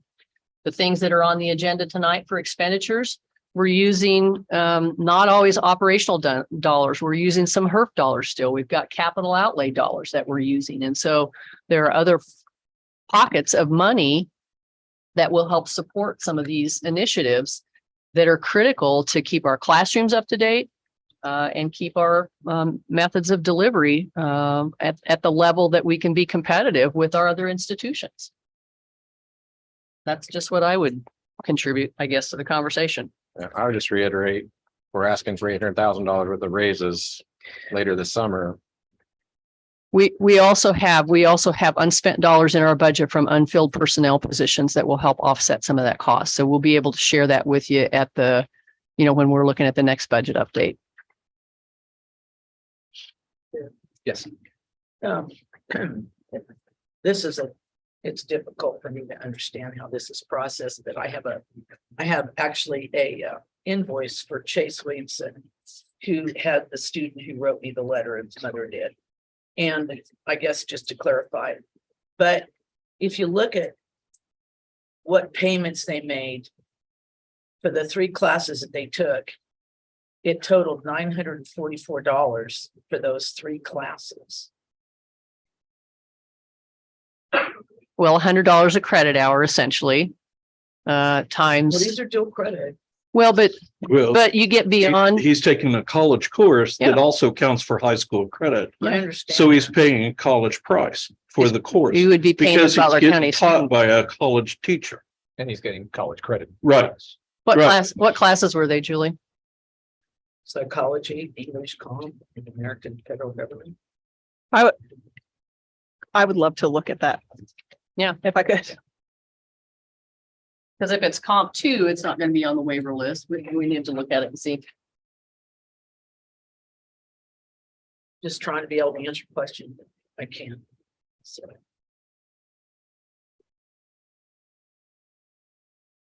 And of course, my dream is for every Butler County student to go for free. That's probably not. But it would be nice if we got some increase in the population out here to share these burdens with us. Well, offering El Dorado's building 32 new houses in its city limits. sure that they can do that. So, and I'm assuming Augusta may be too. Yeah. And there are houses going up in Butler County. We're not going on. Well, I do know that there are. Andover is building new houses on the Andover side or on the Butler County side. So Any reason that we cannot call the question with I think respect we to the should go, motion to yeah. amend? Okay, so the what we're voting on right now is, do we amend the pending motion to change the proposed fees to what shall be proposed, which is 100 for in-state, or excuse me, for in-county, and 130 for each of the other categories? Can I make one comment though? Yes. Just with regard to that. So just looking back historically on what we had, we didn't change in county for 3 years. In 22, 23, and 24, we were at 102, which was flat. And then on the in-state, it's kind of gone up and down, 123.50 down to 122.50 for 2 years. And then now proposing a jump. So and then our international has kind of been all over the board. We were as high as 225 and then all the way back down to 187. So I almost wish there was kind of more of a compromise, maybe doing a little higher on international, even than what Shelby said. And then maybe a more modest, even a little bit higher, like 128 or so on the in-state. And then at least leave the in-county, I don't know. Taking it down to 100 would be not a nice gesture. I don't know that's going to do a whole lot, but I feel like through the whole COVID thing and we've stayed flat. And if, to Shelby's point, if we're going to say we're better than most, then, you put your prices accordingly, especially on the international side. Is that worth discussing, or do we just go with what Shelby said and move on down the road? I think We did discover with the international tuition, the reason that it was lowered was to incent enrollment, and that has helped. We've seen an increase in enrollment on the international student side when we drop that enrollment, or when we drop the tuition. And so did it make it more profitable? If it can increase enrollment, but not necessarily make everything, that section of the college more profitable. it all goes into one pot. But I understand that, but I'm just saying, Sectioned out. yes. I believe we asked on that before and it was close to break even. Mhm. We dropped it on purpose just to experiment, 'cause it's such a small number. And it, Right, and so it it- did it- increase the enrollment. Do we But get it more kind federal of, it help? didn't really for cost those us out of- anything to, Do we Right. what? Do we get more federal help or state help for those from another country, international students? No, they don't qualify for federal financial aid. But do we get any bonuses from any other funding source for them? From other countries? No, No, from the state or? no, no. but we do need to vote on what I amended. And if you would like to, Kim, you could make another amendment if you want to. Well, then there was also, to your point, Linda, about the big jump from year 17 to 18, there was a significant jump from 109 to 117. Do we know what kind of impact that made at that time? Because that's a really sizable jump, which would be in line with what Shelby's saying this time. Well, Be we've $8 declined every increase. semester for 10 years, so it's, It I had can't see been if it's had negative. any real effect. Even But when we- if we lose the in-state students, we lose state funding Yes. accordingly. Yep, And we we get do. paid better for the in-state students than anything else, correct? We get, Get more reimbursement. well, we get, community colleges get more reimbursement for out-of-state students, but the in-state funding is critical. That's why out district, even if they come from out district, those are important to us because we get state funding for them. We don't get state funding for, we don't get additional funding for international students or anything like that from the state level. And again, I think it's really critical that you think about, again, those cost differences for students because it makes a difference for our students. Well, all I can think about, of course, is the less than 1% growth in Butler County the last 10 years. As far as population. So anything that I can do to induce people to come out here, including lowering that tuition, would be excellent. So we can just move on and vote no, or whatever the majority wants to do. Yeah, We'll just, I think what we need to do is maintain ourselves as being competitive to the out-of-district students because the in-district are here. You're right. Up in Butler County is not going to experience a massive growth, and we're not going to incentivize families to relocate to Butler County because of any decision we make tonight with respect to tuition. So we And should be most of doing our things- students come from out of county. Right. We don't want to alienate the out-of-county students, which I share Linda's view. I think a nearly 10% increase runs a greater risk of alienating them than it does generating extra funds. So let's go. So the motion on the floor, so we're clear, is do we amend the pending motion to decrease in county, increase in state, out of state and international to the numbers beyond what was proposed? And those numbers would be 190. 100 for in-state, 100 for in-county and 130 each for out-of-county, in-state, out-of-state and international. Out of state, I thought it was 190 and 190. So yeah, just, I'm sorry. Yeah, I didn't write it down right. Was Yes. I right in that? No, you're right. You're right. So what I'll we restate. know what you meant, I think. So the proposed amendment would be to decrease in county to 100 and increase out of county to 130 from the proposed 127, increase out of state and international to 190 from the proposed 187. Jennifer, can you call? Trustee Good, Yes. trustee Brungart, Yes. trustee Jolly, No. trustee Rhodes, No. trustee Winslow, yes. trustee Shearer, No. trustee Smith. Yes. Okay, so that motion passes 4-3.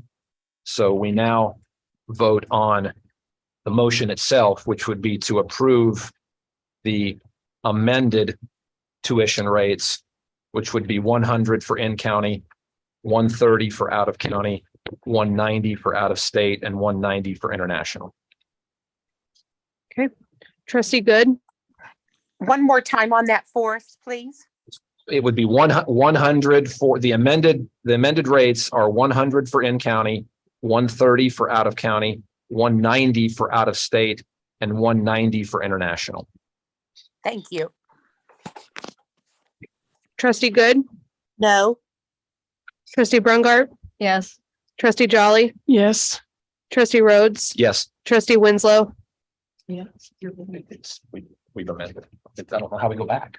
I mean, we've already voted down. You could move was to amend it proposed. again, I believe, but Am I voting for the $100? If you guys want to do, I don't want you to make a mistake and do this wrong on a technicality. You know what I'm trying to say here? If Mary doesn't agree with what she said, Well, but we're there. I mean, I'm willing to support the view of the I think we could majority on generate the this. revenue. So we'll see what happens. Okay, so if I vote yes, I'm voting for the $100 tuition. yes. Yes. Then I'll vote yes. Trustee Shearer, No. trustee Smith. Yes. Okay, that passes 5-2.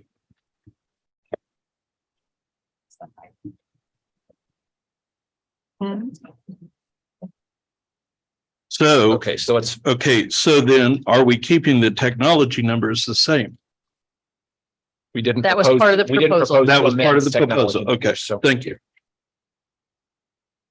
Okay, so we'll move on to the next action item, which is page 29 of the board book. That's the administrative notice. Ribbon board. Oh, I'm sorry. Yeah, we're good. I am The just deal terrible. I plans. cannot follow it. Did you skip some Dang stuff? tab. I'm skipping stuff all over tonight. Sorry, next action item would be approval of the room and meal plan rates. Page 27 of your board book. We also discussed this at the last work session. And our recommendation has not changed. The food service cost will go up 8.3%, and we just passed that through with no increase other than the 8.3% to Great Western, then a 3% increase on the room rates. And so the rates would be for West Hall $59.20 per year. Cummins and East would be $72.20, and the BCC apartments would be $75.20. We also have the fire science residence hall rates there that show an increase of 3%. Those students are eligible to get the food service plan if they want it, but they're not required to, like Cummins and East and West. I would move to approve the room and meal rate plan rates as presented. I second. Too late. We have a motion in 2 seconds. Any discussion? Kent, do you have handy the reserve that we have in the, I should have asked for this earlier. It's okay. We're kind of where we're setting. I mean, we have plenty of money in that fund to cover, and we had some excess, several million. I think it's close to 4 million. The only point I'll make is that we aren't exactly competitive when you look at everybody else. Don't know how to compare the quality, of the things, but when we look at the comparison, the average, I think, was like 67 or 68. I don't have it right in front of me, but that's fine. I just wanted to make sure, and maybe we'll take more of a look at that as we start talking about capital improvements and maintenance and things like that. You can make a motion for it. No, I'm fine. I believe Bill said we're generally 95% full all the time. Yes, we don't seem to be losing population because of rates. Okay, any other discussion? If Just want not, to make a point. Mary Martha, go ahead. Bill, didn't you tell me that the other ones don't go for the 19 meals per week, that they are lower? Well, I don't know that for sure. I know Great Western has the majority of the food service contracts across the state with the community colleges, and some of them have 14 meal plan options. But I think all of the comparisons that we have are looking at the 19 meal plan. So they're just missing out on what, 2 meals? Well, the 14 meal plan is 2 meals a day, 7 days a week. And then our 19 meal plan, we just offer 2 on Saturday and Sunday. The difference between those meal rates, because we've looked at that to have a 14 meal option for our students, but the difference is about $50 a semester. Because Great Western bets on people not eating all 19 meals a week so that they can offer a more competitive price. But if you lower the number of meals that you offer, the number of students eating those will go way up because they'll eat all of them instead of a portion of them. If that makes sense. Yes, it does. But even when I was in college, nobody ever went for the 19 meals per week, though. We Who all was up on skipped Saturday breakfast. morning to have breakfast? I don't. We all skipped breakfast. Yeah. That's why we only have 19 meals and we don't offer breakfast on Saturday and Sunday. Because they have the pillow stuck in their ear. Very good. Okay. Jennifer, can we go ahead and call the vote on this? Trustee Good, Yes. trustee Brungart, Yes. trustee Jolly, Yes. trustee Rhodes. Yes. Trustee Winslow, Yes. trustee Shear, Yes. trustee Smith. Yes. Okay, that passes 7-0. Yes, sir. I got a little confused on the tuition. I didn't really hear. There were a lot of numbers being thrown in. And I need to get this information to our accounts receivable people almost immediately so they can do the billing. Can you read back exactly what those rates were that passed? 100, 130, 190, 190, and the fees didn't change. So The technology access card. correct. I would make one comment on page 24, I think it is, where we break down how much of that, let's say 100 for in-district goes for tuition and how much goes for fees. I'll need to adjust those within that range. The total will be the same what you voted for. But I will adjust those slightly because we have to get the amount for scholarships correct. And so I will do that and then I'll get it to Donnie in accounts receivable right away. Thank you. Thanks, Ken. Next item on the action list is the notice letter for contract negotiations. If I understand it right, we're going to discuss this at the exec session. So I would suggest we table this until. Yeah, there's no reason to talk about it now. We'll talk about it in exec session and then we'll have to approve it afterwards before we adjourn. Okay, so we'll come back to that. Next item, Dr. Neville, it's the lighting and projection for the Performing Arts Center. Yeah, great. I think actually I'm going to hand the floor over to Valerie. I think she should be there with some information and updates to share regarding projection mapping. The lighting and the projection mapping opportunity for us to refresh and upgrade the theater. So I'll hand it over to Valerie and then I can answer any questions that may come up afterwards. Okay, thank you. It's all yours. Good evening. Is the light on?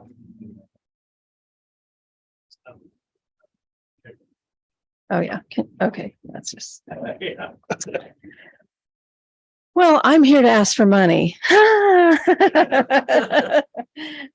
Before I do, I wanted to show, I described the t-shirt to you last time that we gave away at our last fine arts event. So this is there's a place for you here t-shirt. So I like the UFO. thank you. Wanted to show you that graphic. Yes, I'm here to answer any questions that you have on the TFA for performance lighting and projection mapping. And this would be a lighting upgrade for the Butler Theater.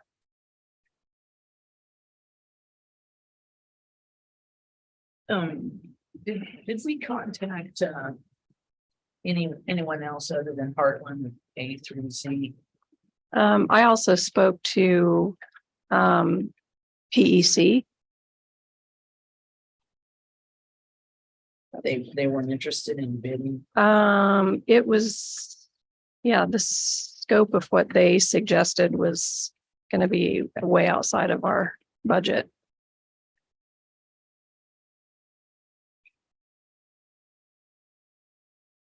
It looks like the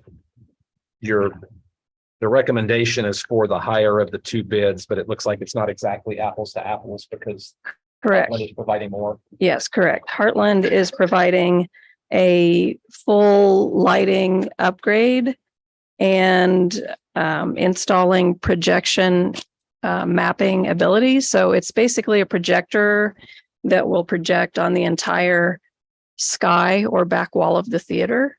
And it will give us opportunities to project graphics. I know some of you went to see the Christmas special at Music Theater Wichita, and on the back wall, they had several different things like snow was falling, and you can have architecture on the background. It's almost like set changes. Absolutely. So it will not only enhance like vocal performances, but it will enhance theater set design and maybe eliminate some of the actual set pieces that we would build further back on the stage.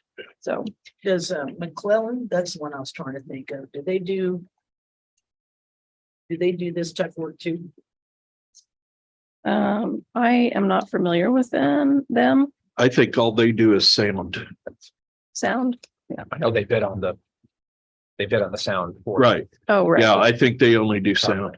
Yeah, correct. I don't think they were interested in doing the lighting component to that. And I'd also add a little bit, projection mapping really is using technology to project imagery onto a surface. So it doesn't necessarily just have to be on the sky or the backdrop or the psych that we have in that hall. It can be simple outdoor effects or complex video. It's really about more of an engaging experience for our students, also for the attendees for these events. And I think we will see in the long run, it does kind of require us to use less physical props and decor that would reduce the cost for us to store that equipment in those props, transporting it, setting it up, and ultimately just kind of is a cost savings. But really, I think at the end of the day, if we think about how this enhances that student learning experience and ties back to our strategic priorities of champion excellence and innovation and enhancing that digital literacy and fluency component, that our students in these programs will actually have some real world applications through the performing and creative arts that we don't currently provide. Well, then, Mr. Chairman, can I move that the trustees approve the purchase from Performance Lighting and Projection Mapping for $141,374.50? You mean from Heartland? From Heartland AV. From, the Heartland AV, yeah. I did have another question. But hold on. Do we have a second for that motion? I'll second it. Okay, thank you. Julie. Yeah, I just had another question. This will only be available, the projection mapping, that's not a piece of equipment that you can take to another campus. That's correct. No, That would have to be here. it will be but it will serve all of our performing arts activities. So it will be theater, vocal, instrumental. We also host the community band. So in case of inclement weather, they use our theater facility. So, we're starting to generate some revenue through our ticket box office. After taxes, we made $3,000 on the vocal concerts last week. So you see this as an increase for revenue? I think it's a great opportunity for our students, and I do think it will enhance performances and hopefully draw more patrons in. That's my goal. Plus you have the students who like that technical, like to get involved with, they don't want to be in front of stage. They want to be in back of stage. Absolutely. This proposal that you have in front of you is a perfect blend of traditional theater technology, can lights and gels, and LED lighting with remotes and swivels. And so students who come to Butler will be positioned to go to high-tech theater facilities or community theater that might not be very well equipped. So does A&Z Theatrical Supply, they cannot do the performance line? The projection mapping. Yes, They cannot correct. do that. Okay. Yes.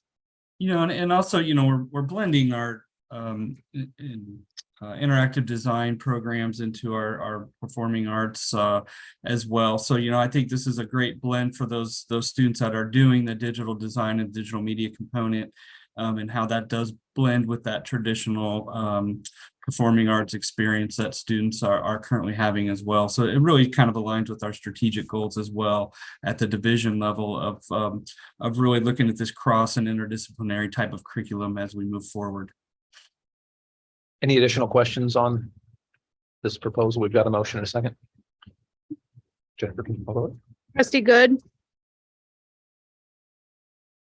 Yes.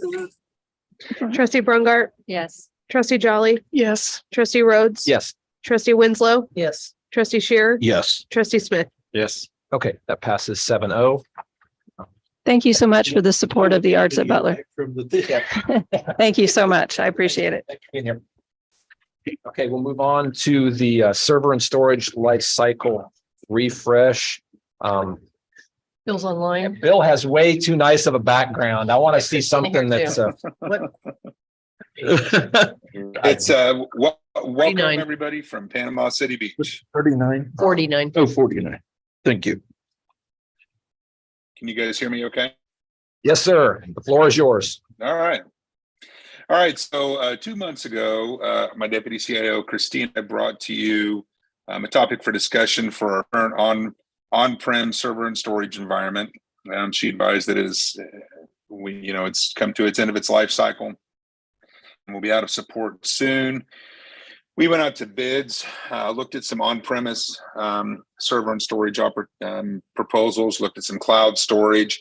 You guys will see in the packet that we got proposals from Technology Group Solutions out of Wichita, or they're a regional company, Dell Technologies, Light Edge, and then Oracle Cloud. If you guys remember, about a year ago, we moved our Aleutian Banner instance to Oracle Cloud Infrastructure, or OCI. And the way the proposals came back and the recommendation that we're asking the board to approve is to migrate our server and virtual server and storage environment also to OCI. It's going to really provide us with, I think, a more significant, a more robust disaster recovery plan, business data continuity. It fits better with our disaster recovery plan that we have in place.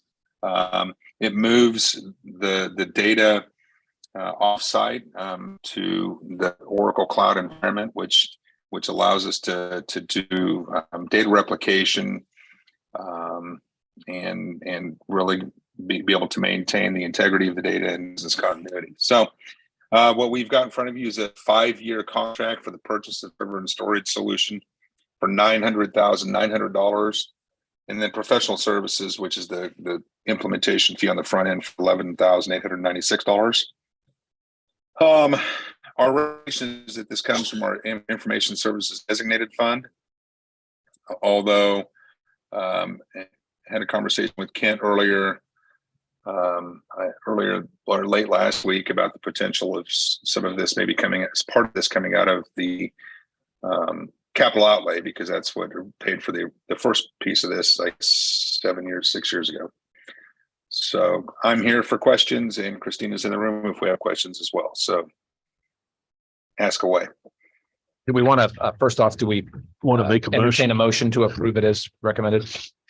I'll make this motion too. I move that the trustees recommend that the board approve the 5-year contract for the purchase of server and storage solutions from Oracle for $900,900 and professional services for $11,896 even.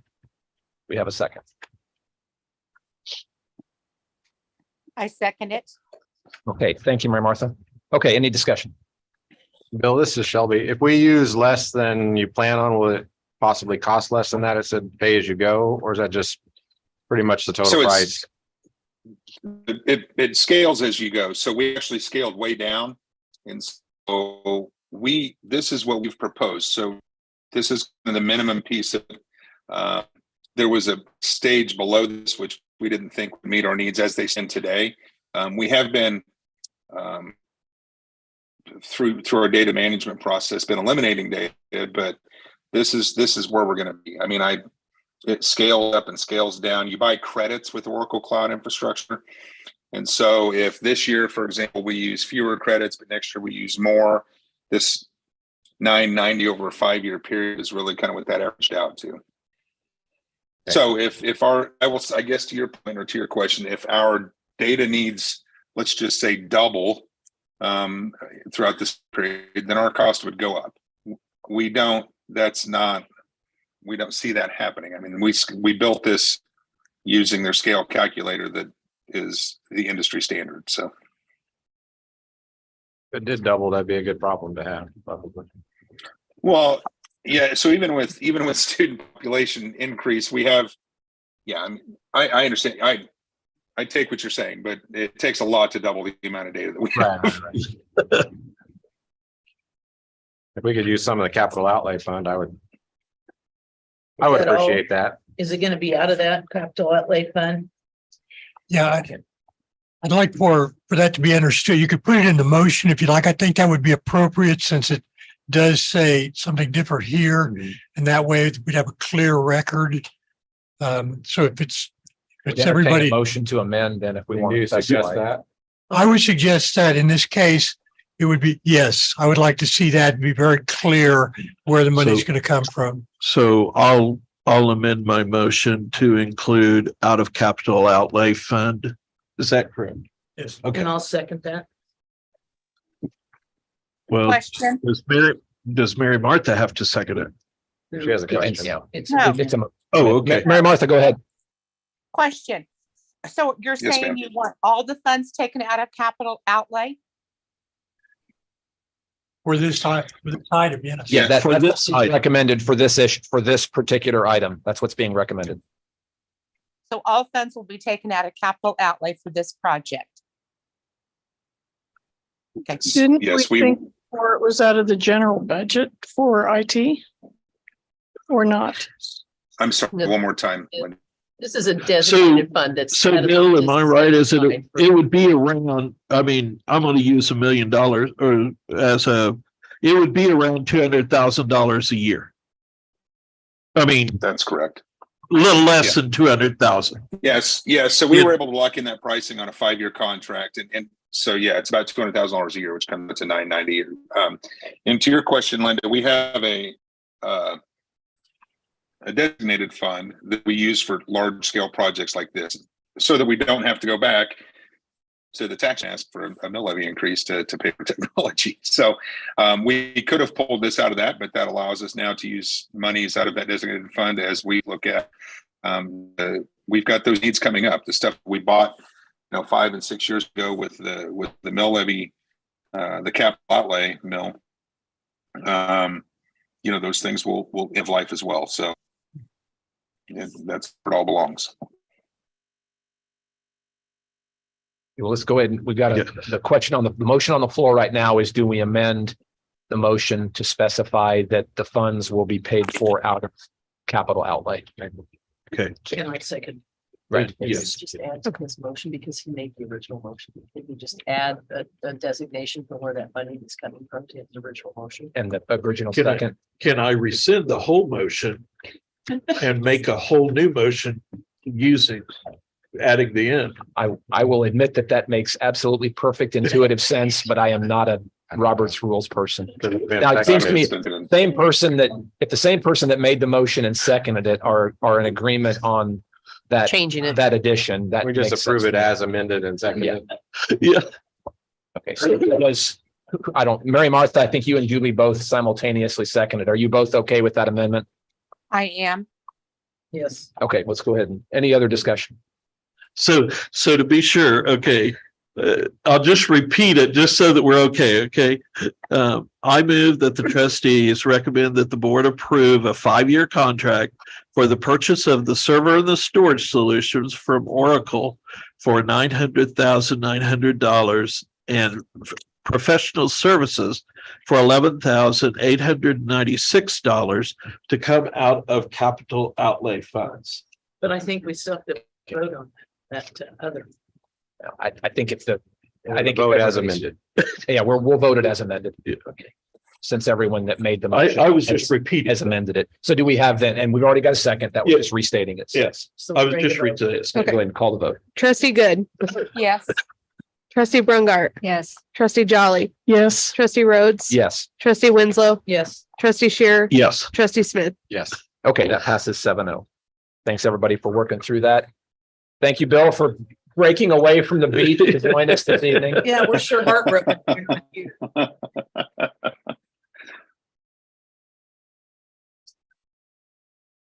Okay, next up is Campus Logic, page 77 of the board book. I would move to approve the 5-year contract with Campus Logic as presented. And I'll second it.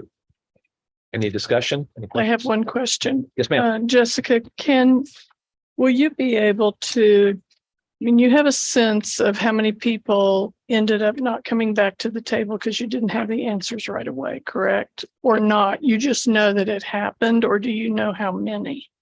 I don't know how many off the top of my head, but I know that we have hundreds of students who are selected for verification that never complete that process. Okay. So So this we'll have that as a base to see how this yes. compares. Okay, Yes, we that's will. my only question. Okay, thanks.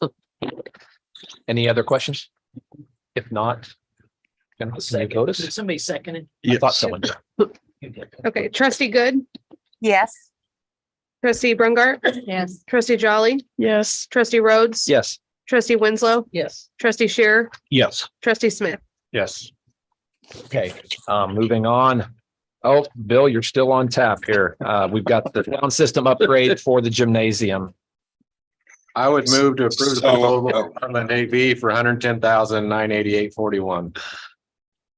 We talked about it last month. We did at the work session. I'll second it. Okay, so we've got a motion, a second. Any questions on that? Yes. Yes, ma'am. I hate to give Heartland both of those.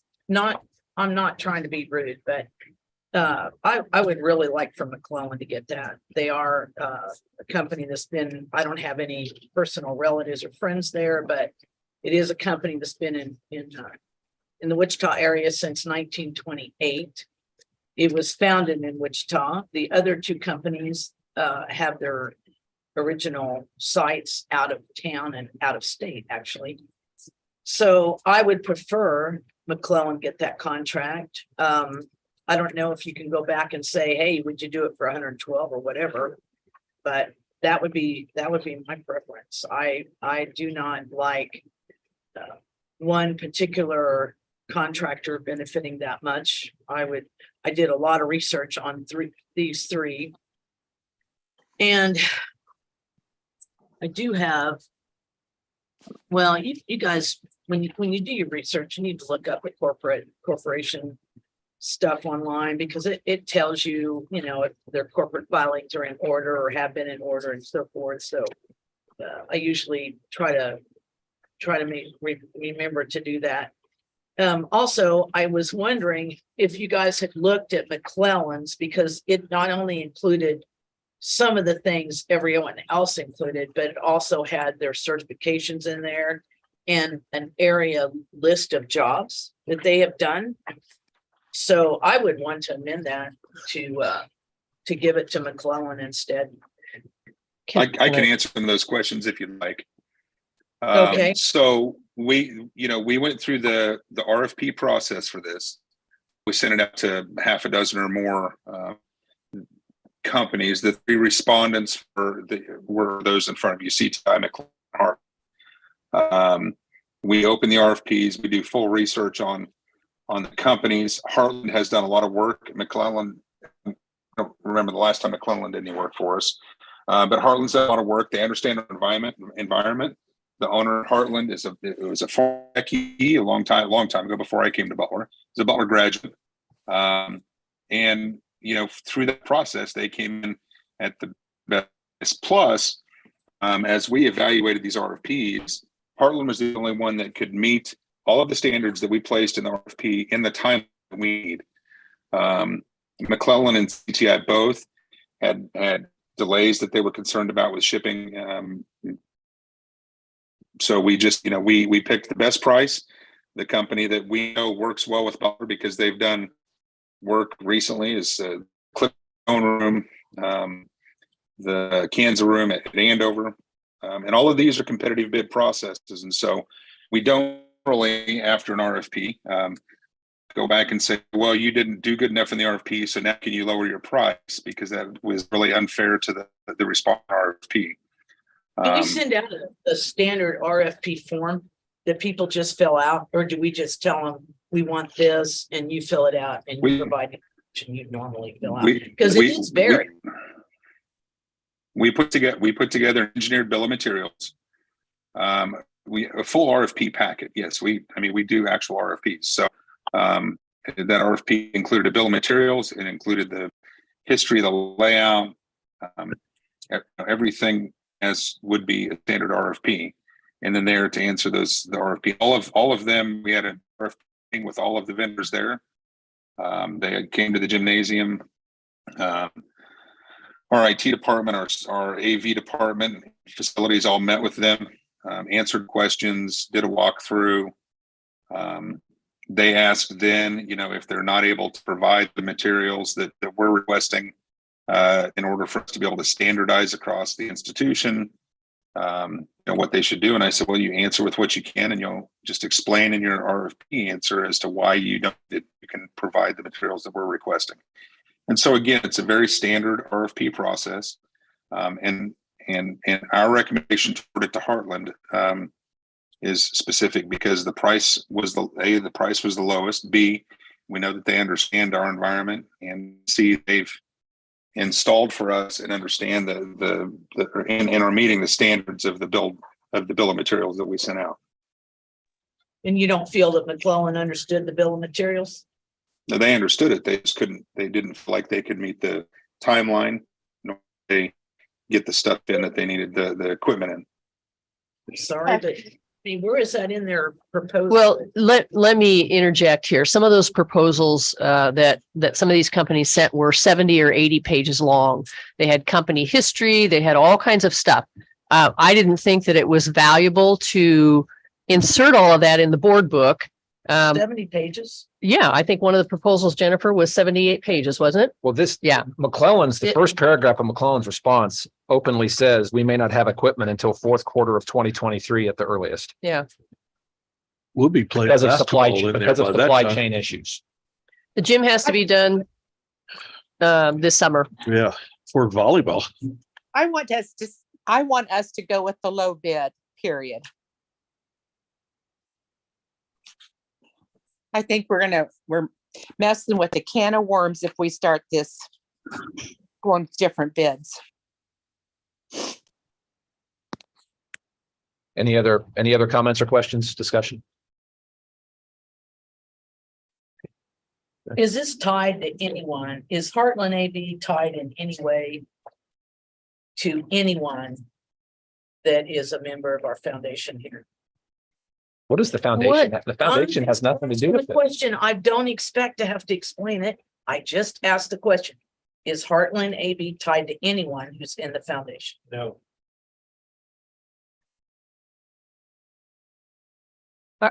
I'm sorry. Are you implying that we're doing things that are not implying anything? Well, that's certainly what it sounded like. I'm offended by that.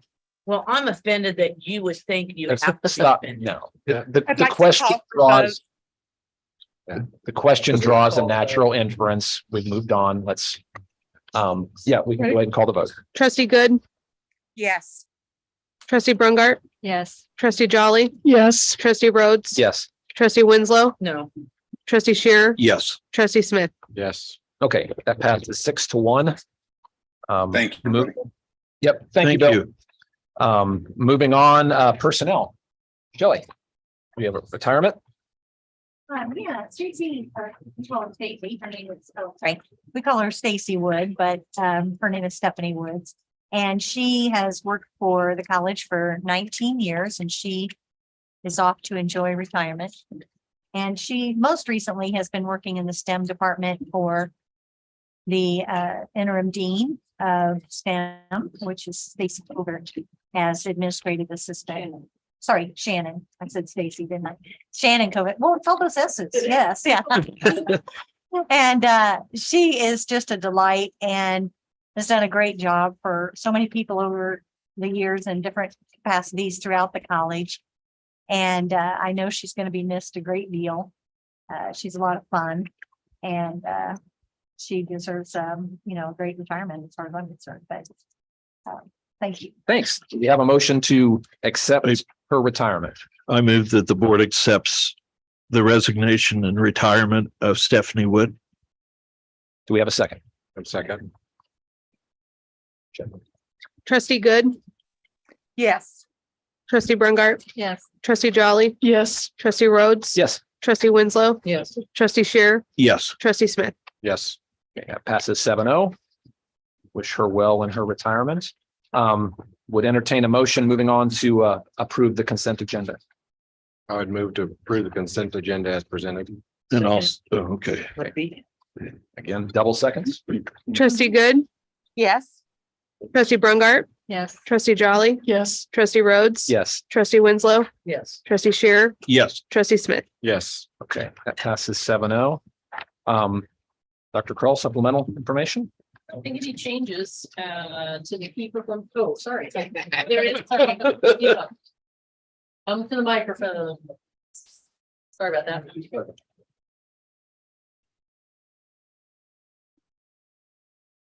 There is one change, and this is the last update to KPIs you'll see for this academic year. It is it's coded green.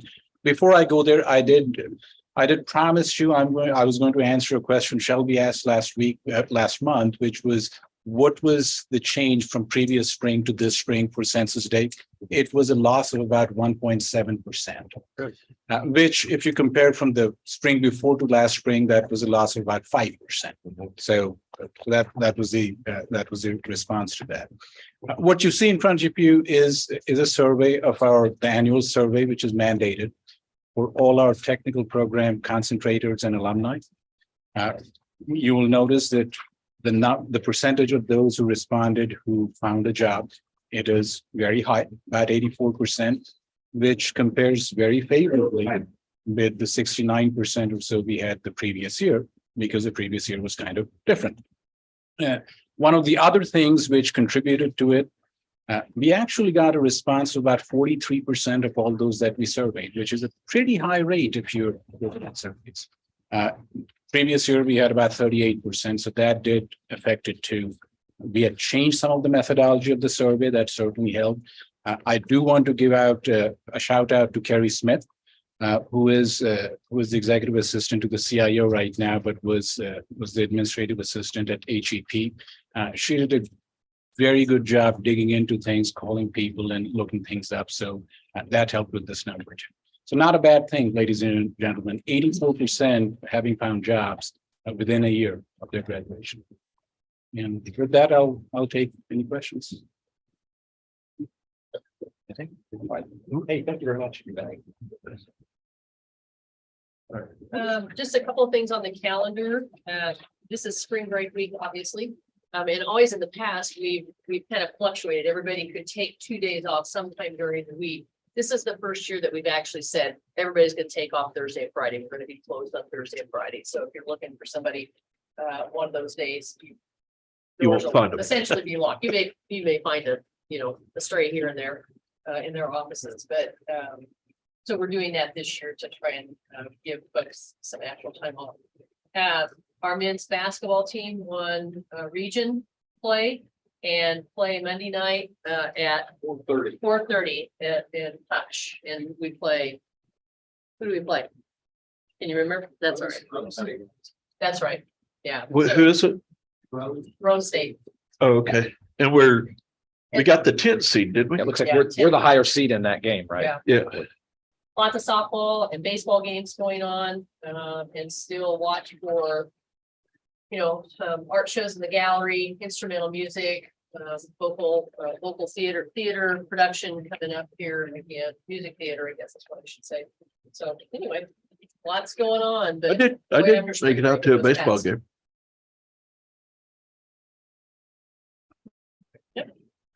Executive session. And I was thinking on the calendar as I looked at it, something I hadn't had on my personal calendar was, don't forget commencement is coming up. So that's 14 May 12th. May Friday, 12th.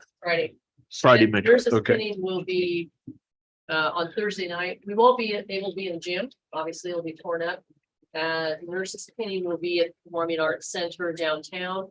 We'll have honors and awards ceremony. That's usually the afternoon right before commencement. That'll be in the Footstone Room. We think we can fit people in there for honors and awards, but we'll get all those details too as we go forward. So I may have two kids graduating.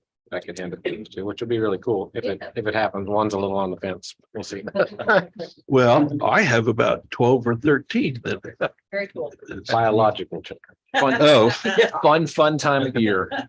Okay, You shot me.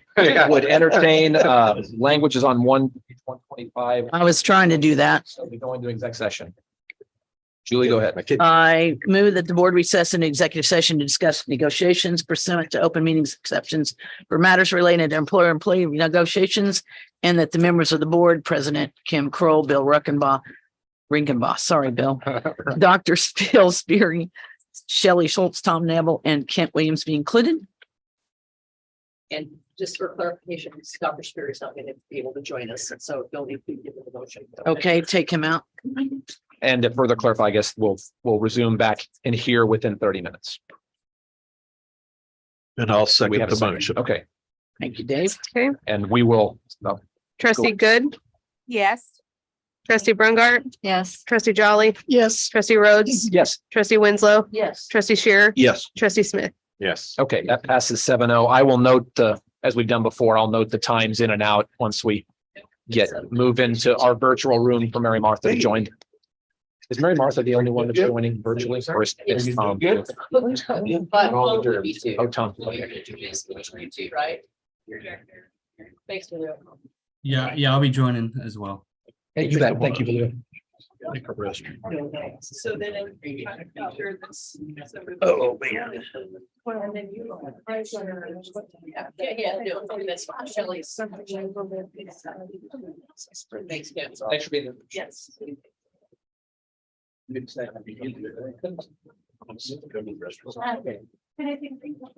Yes. Sorry. Okay. Yeah, do. And there's some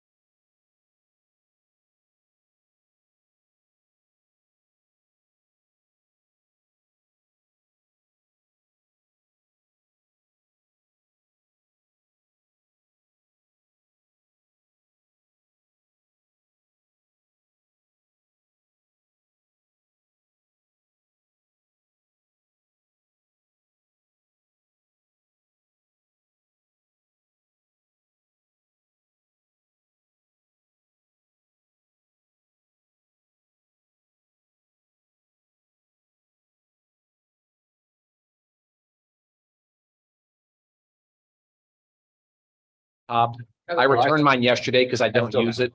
Well, Dr. Kroll mentioned, and I'd forgotten this, that the college is paying for us to have internet access on those laptops.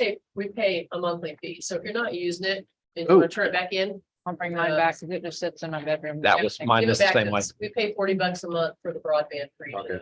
And you already have mine. We have yours, yes. And I do yours use brings mine it. about every 3 months, but I can bring it back. Well, I mean, I can get if it. you're using- I've had no trouble getting into SharePoint on my own computer, so I just haven't had a need for it. SharePoint hates me with a passion. Do you know when we'll get a copy of what you're gonna submit to HLC? I'm not so concerned the links work or don't work as I am just the general gist of what you're going to submit. It will be finalized. We have to submit it, finalize it by Monday. We'll make it accessible. The final copy will be accessible. No. next week. Okay, does that mean we'll get a hard copy of it? No. I'm Matter not we gonna do. print a hard copy. No, it's several pages long. 75 pages long. Well, I'll tell you what, I'll print it if you'll send it to a place where I can print it. I'll email it to you. Yeah, email it to me instead of putting it on SharePoint. Okay, we are. where's- Oh, yeah.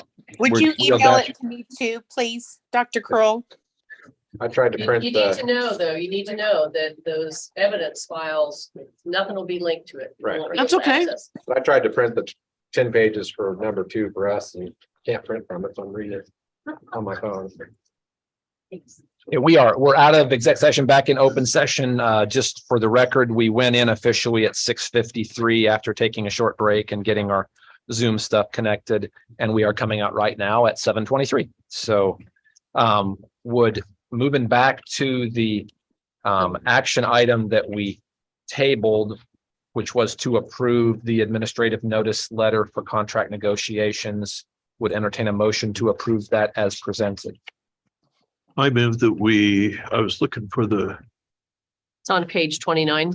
oh, that was way off. It's almost there. Okay, I move that we present the notice letter for the 2023-2024 contract year from the board as per state statute. We have a second. I'll second. Okay. So we have a motion and a second. Ready? Yep, go ahead. Trustee Good, Yes. trustee Brungart, Yes. trustee Jolly, Yes. trustee Rhodes. Yes. Trustee Winslow, Yes. trustee Shearer. Yes. Trustee Smith. Yes. Thanks, everybody. That passes 7-0. And now motion to adjourn. I would move to adjourn. Second. Okay, trustee Good, Yes. trustee Brungart, Yes. trustee Jolly, Yes. trustee Rhodes. Yes. Trustee Winslow, Yes. trustee Shearer, Yes. trustee Smith. Yes. Hey, thanks. That passes 7-0. Thanks, everybody. Be safe. Mary Martha, well wishes for your sister. Hope all goes well. Thank you very much. Thanks for joining, Mary Martha and Tom. Hopefully you'll